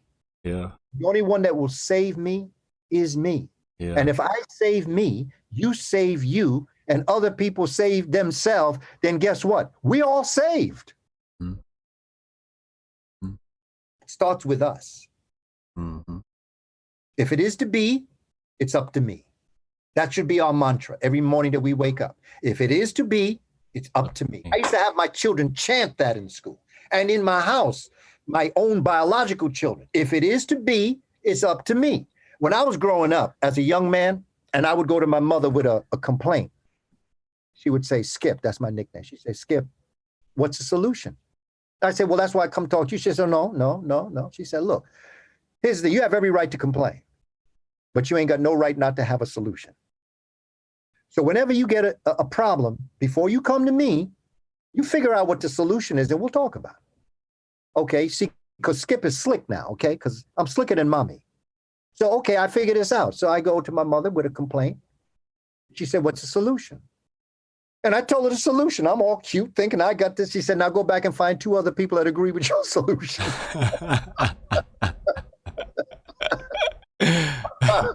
Because my mother said, you got to have an A plan, a B plan, and a C plan. Years later, I would hear Richard Pryor say something similar to that. Richard Pryor say, black people have to stay 3 steps ahead of white people because white people are always trying to push black people 2 back. This way, we're always 1 ahead. That's real. That's Richard Pryor. Yeah. That's real. 3 steps ahead. 3 steps ahead. Yeah. That's what I like to pride myself on and stand. Like, so the thing is, where I used to go wrong was I'd be like, like for example, 2014, I was telling people what, like boycott the NFL. I was saying that in 2014. I failed to deliver the message on time. So now I'm mastering being ahead, but delivering the message on time. You know what I mean? I'm inclined to believe that potentially black people might be from another planet. We might actually be the ancient alien. But we ain't of this earth. We not of this earth. No. Earth is a satellite. Okay. We are we are starlings. We are, according to the story, we are bits and pieces of starlight entombed in our bodies of nitrogen. When we were born, we died. Our spirit died. And our spirit was entombed in our body. When we die, our spirit is born again. And we return back from whence we came. We are not of any planet. We're just put here in order to survive and to fulfill the Creator's desire to know self.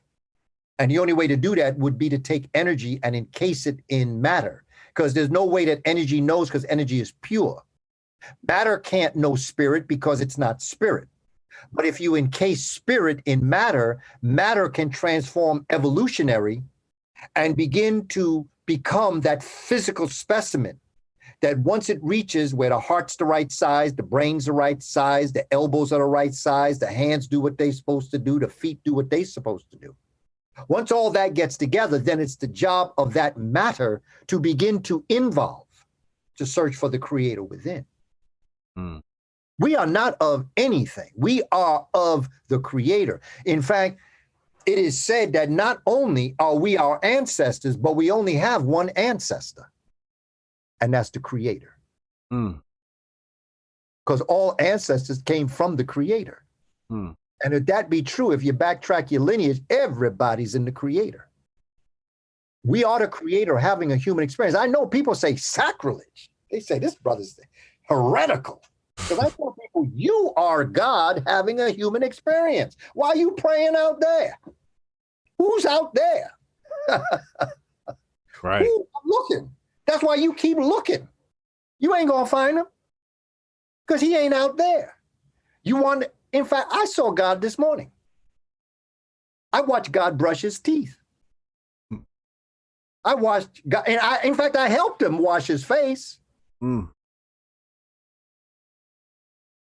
want to see God? Look in the mirror. You don't have to search for God. Everybody talking about in search of God. No, go to the mirror. That's God. And love that God. 2 cosmic commandments. Understand and know that you are the Creator having a human experience, and to treat all of the Creator's creations as you would treat yourself. So when you treat yourself like a God, you're going to treat everything else and everyone else like a God, and therefore you'll have heaven on Earth. Hmm. It's my thoughts. That's wonderful. Last piece I want to talk about, because you mentioned this earlier when we was on the phone this afternoon. You said something about there's life forms on like 100,000 other planets or something like that.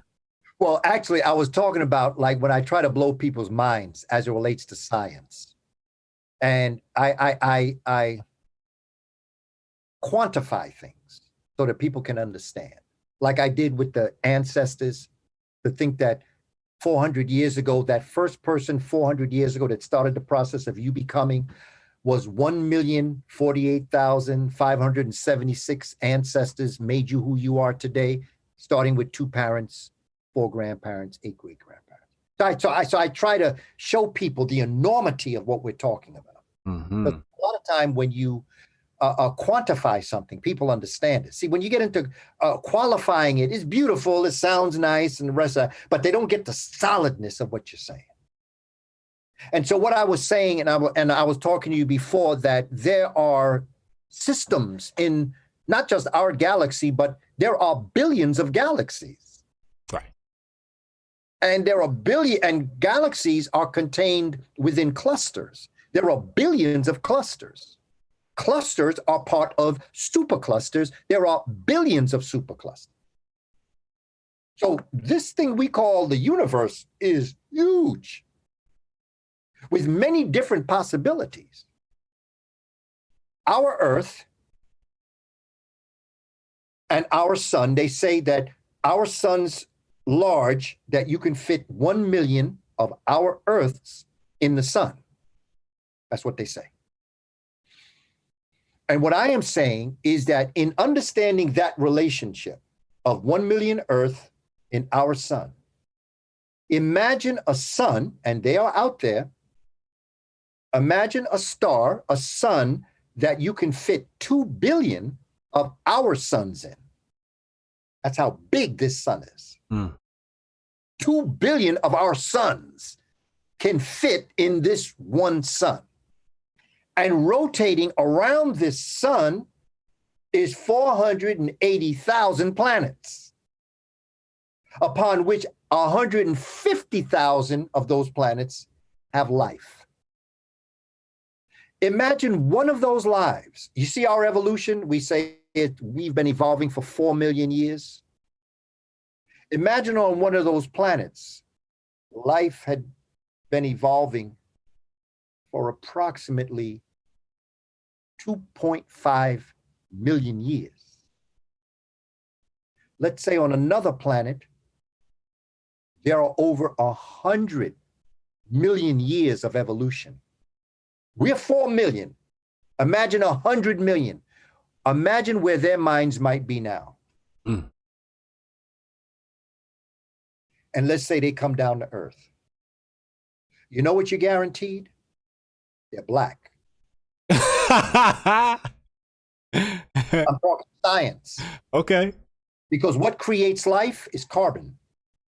Right. Carbon is the atom that acts as cosmic glue. You have 4 major atoms.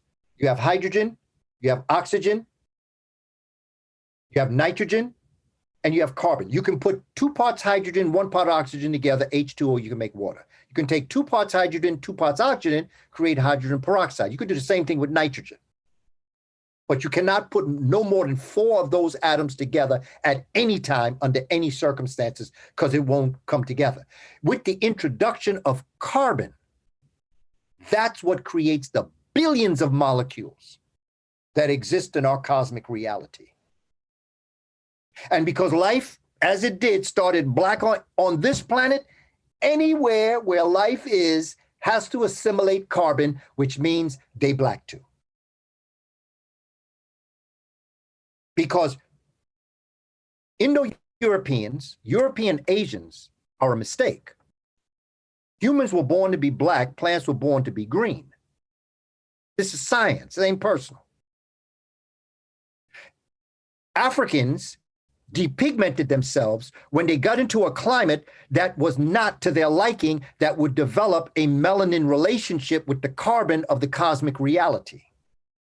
So to survive, they had to depigment themselves. So they went from a brown black to today we call them white or yellow. But they're not supposed to exist. And if Africans had not left Africa, Europeans and Asians would not be on this planet today. That's science. That's not personal. That's not inferiority or superiority. And if you don't believe me, just check out Punet's cube, where you don't talk about inferiority or superiority. You talk about a dominant gene and a recessive gene. Nothing personal. I'm not upset. See, I smile. I'm just dropping it. You said Punet's cube? Yeah, Punet. Punett. Punet. Or it might be two N's in it. Punet's cube. You have the big B and the little b. And the dominant is the capital B, and the recessive is the little b. And in your cube with 4 spots, you put the big B, the little b, the big B, and the little b. The most dominant is the big B. But then when you mix a big B with a little b, you then get recessive. But you still have a dominant gene there. You get to the bottom, you have a big B, you have a little b and a big B. That's still recessive, but you still have dominance. When you get over to the last, you have the little b and the little b. That's recessive. If that mixes with any of the other 3, it becomes what the other one is. The African woman can produce any human being that exists on the earth, but no other person outside of Africans can create an African. Science. So I guess the 1 drop rule has some scientific back to it, or? Not only that, but once you go black, you don't go back.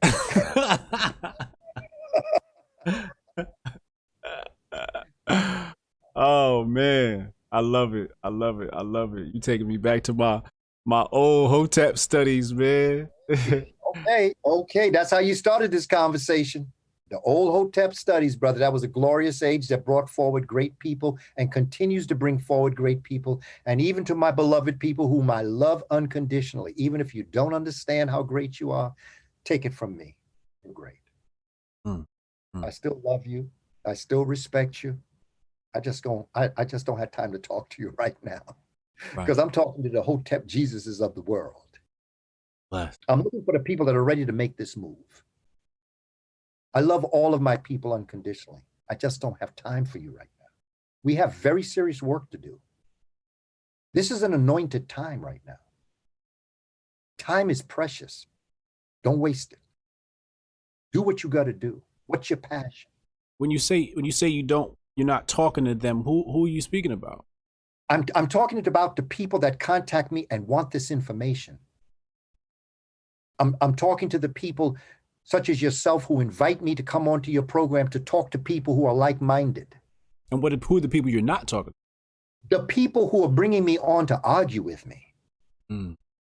I ain't got time for you right now. I love you and I understand the conversation. I ain't got time for it right now. If I had my druthers between that conversation and the conversation with you, I want to talk to you. I don't have time anymore. None of us have time. You know, when you get to crunch time and you got to do something, you ain't got time to dilly-dally. You ain't got time to play around. If I have to convince you, ain't nothing I'm going to say will convince you. Right. If I don't have to convince you, then I don't need to say nothing. Let's just roll back our sleeves and get the job done. No more time. No more time. Right now, crunch time. Time to save our babies, save our children, love our people. Brothers, love that sister. She is the source of all life in the cosmic universe. Sisters love that brother. Yeah, okay, so we got our situation. We're human. Plus, we have been purposefully underdeveloped. How you expect me to know how to be a daddy if I was never meant to be a daddy when you drag my behind here? And if I did act like a daddy, you sold me because I had more power than you on the plantation. We have to learn what we have forgotten.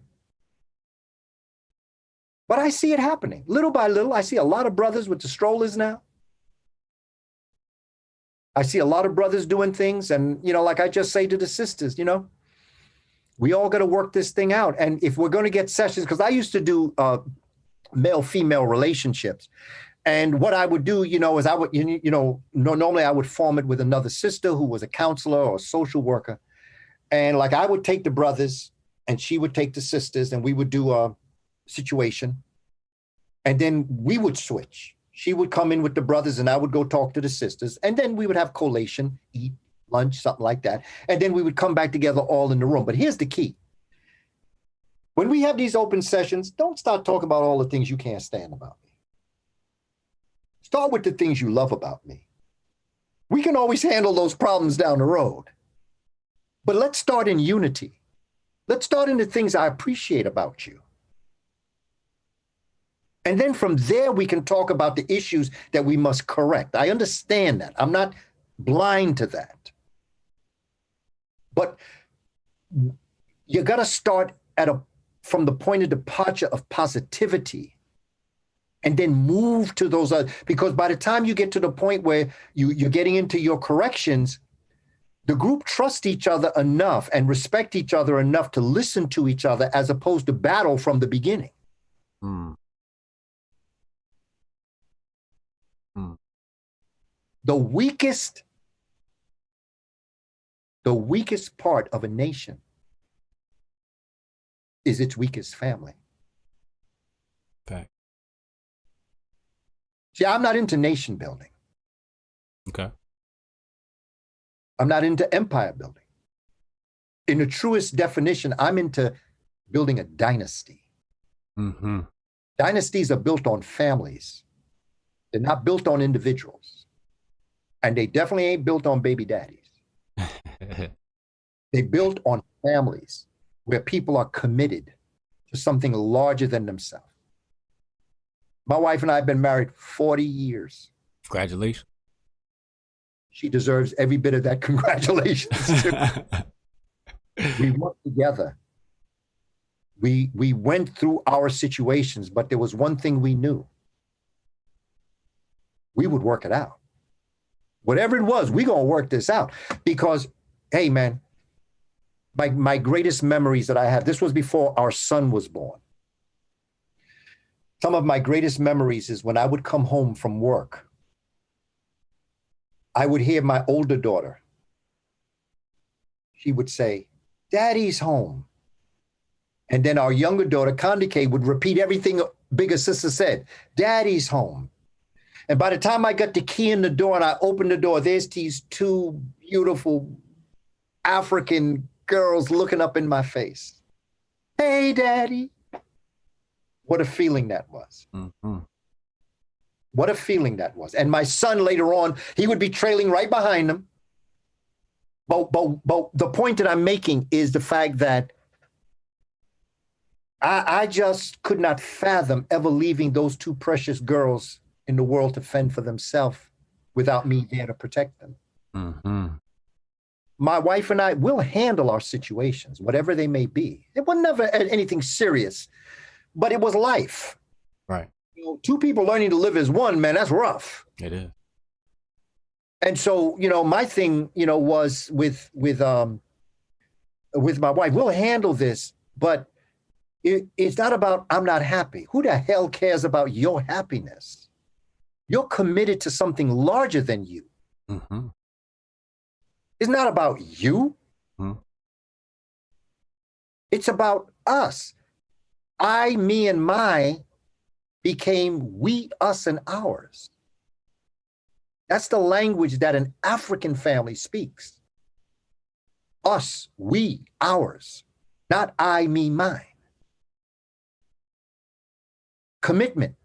Because if you can walk away from your family, you will walk away from your dynasty, which means I can't trust you. Real. That's some serious shit we got to get. Oh, I'm sorry. That's some stuff we have to get into. That's serious conversations that we have to start having. If we're going to build anything about we can talk about economics all we want. We can talk about solar power. We can talk about culture. But if we can't repair the male-female relationship, none of that makes a difference. And that's where we are today. We have work to do. But I'll tell you this, I think we're working towards it. Okay. I believe we're working. Man, I'm very positive about this. The thing is, we have a lot of work we have to do, man.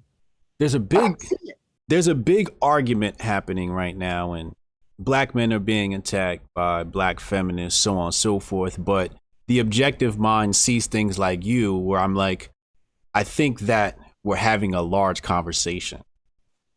And at the end of this conversation, everybody's gripes are on the table, but I think there's unity after this.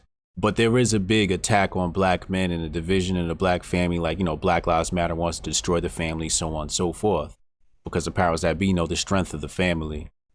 But we are at that point now where there's a big argument on social media between black men and black women. Yeah, but something, ain't nobody loved the black man more than the black woman.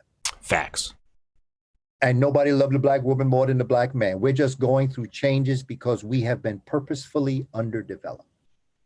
The system has purposefully underdeveloped. That's no excuse, but that is a reason. Mm-hmm. Sisters love their brothers. There is no such thing as a black feminist. They don't exist. Oh, my God. They don't exist. They may call themselves that, but they don't exist. Any black woman that vies away from the black man or whomever they may love, anyone that moves away from them, you can call it feminism if you want, but that's not what that is. And I don't care if you're lesbian. Lesbians love men too. They just may not choose to embrace them as their counterpart, but they have love. They love men too. Yeah. Just like gay men love women, but you may not love them as your counterpart, but you still love them and respect them. And so this conversation we're having is bullshit. And it's all part of the ma'afa, the terroristic disaster that we've been going through all these years. This ain't nothing but another messed up mental thing. There is no such thing as a black feminist, and there's no such thing as a black masculinist. Those are all terms created by a system that would wish to continue to oppress you. And if they can get those thoughts in your head, and if they can get you to believe it, then we go back to Wade Nobles, who says that power is the ability to define someone's reality and have that person accept that definition as if it were their own. This ain't nothing but an illusion we're experiencing. So if there's no such thing as black feminists, what are they? I have no idea. You have to ask them because they don't even know. It's the same brother that would stand up there and cuss out a black woman. Yeah. These are all terms that we have for each other that come out. That doesn't exist. Any black woman who wants her righteous place knows that she must do it side by side with the black man. And anything else you going after is an illusion if it doesn't bring you back to that black man. And be you LGBTQ, I'm not even dealing with that. There is still that power of Ma'atian balance where we all can love each other. And that's what built the pyramids. I don't want to, see, this is all the kind of stuff that people get into to confuse the real issue, which is the ascension of African people. These are things don't exist. I don't even know what that is. I don't even think you know what that is. I don't. So I define black feminism as hurt. Yeah, well, that brothers that's cussing out a black woman is hurt too. The hardest heart equals the hardest hurt. Yeah. And the harder you are on what you do, the more unshakable or unbreakable or unreasonable you are behind what you do, is because that's how much hurt you feel. If you ever let up and let people know that you really have a heart, because it's been hurt for so long. Yeah. And I ain't got nothing but love for you. So I got nothing but love for people who call themselves black feminists, white feminists, Hispanic feminists, whatever you call yourself. It ain't nothing about breaking away from the very source of your balance and the art of what will make you harmonic in life is your counterpart. And to break away from that, to think you don't need that, you must be out your mind. Well, you are out your mind. Mm-hmm. A lot of people tell me I'm out of my cotton picking mind. And I tell them, you're right. I am out of my cotton picking mind. The problem is you in a cotton picking mind. Oof.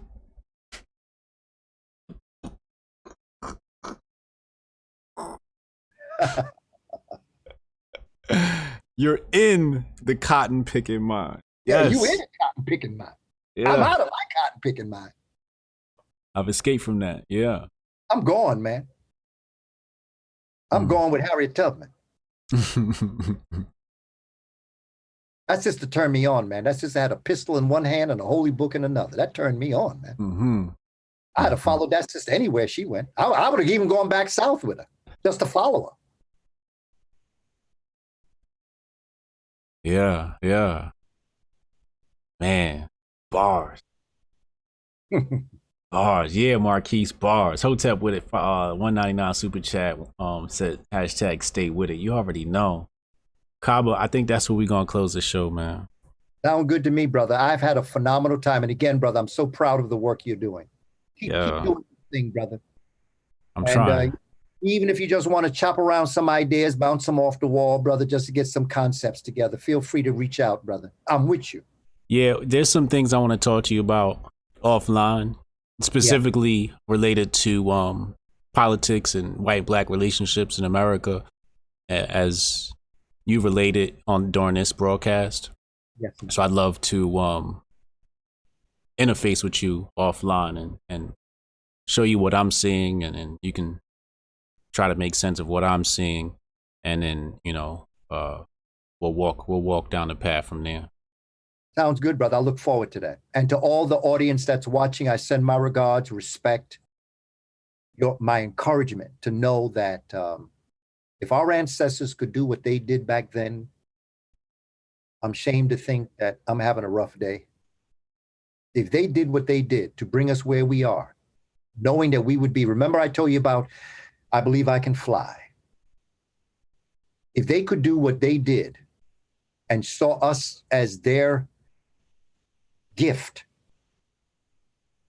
then I believe I can fly too.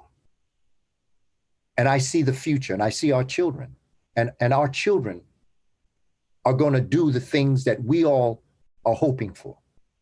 But we just got to keep on keeping on, just like our ancestors did.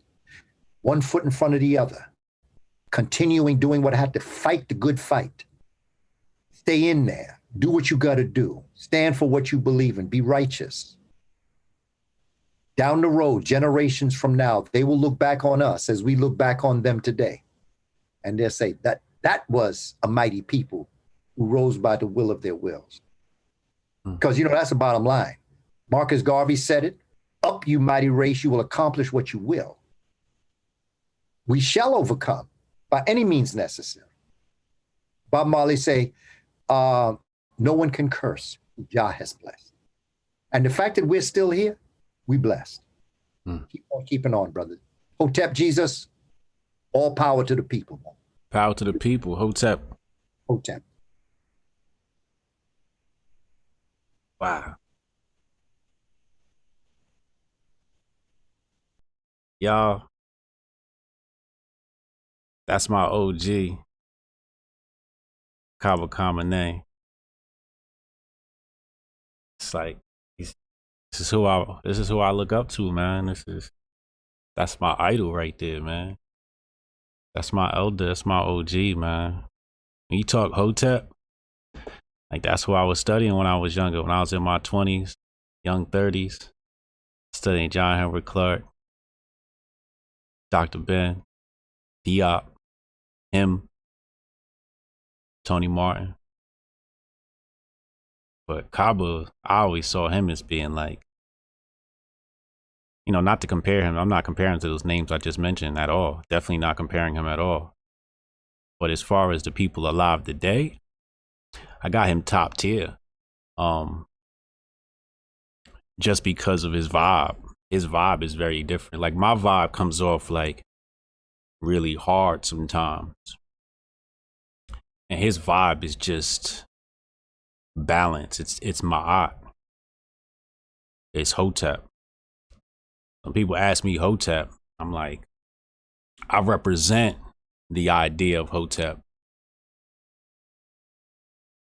But it's something that you aspire to be. Like I say I'm Hotep, but I'm not there yet. You know what I mean? Kaba's there. He is Hotep. And I wish I could be that composed sometimes, how he is. And I get there, you know what I mean? But I love his vibe. His vibe is very ma'at, is very balanced. He's got so much wisdom. And I love that he's come around and talking science, solar energy, AI. As you guys know, I'm involved with AI. And I can't wait to become a billionaire because I'm going to grab him and we're going to do some amazing things as far as education is concerned, as far as kids are concerned. He's going to be a great pillar. Him and Shaka. Shaka Akmos is another one of my OGs that I go to for Hotep guidance and interface with. It's just that when I get, I got to space out my conversation with Shaka, because when I speak to Shaka, we on the phone for 6 hours. So I got to make sure I got half a day open to have a conversation with Shaka, because he just going to drop some shit on me for 6 hours straight. But this has been another sharp conversation on Hotep Jesus. In a few days, this will appear on Apple Podcasts and Spotify, so make sure y'all subscribe and leave a review. Love y'all. Hotep.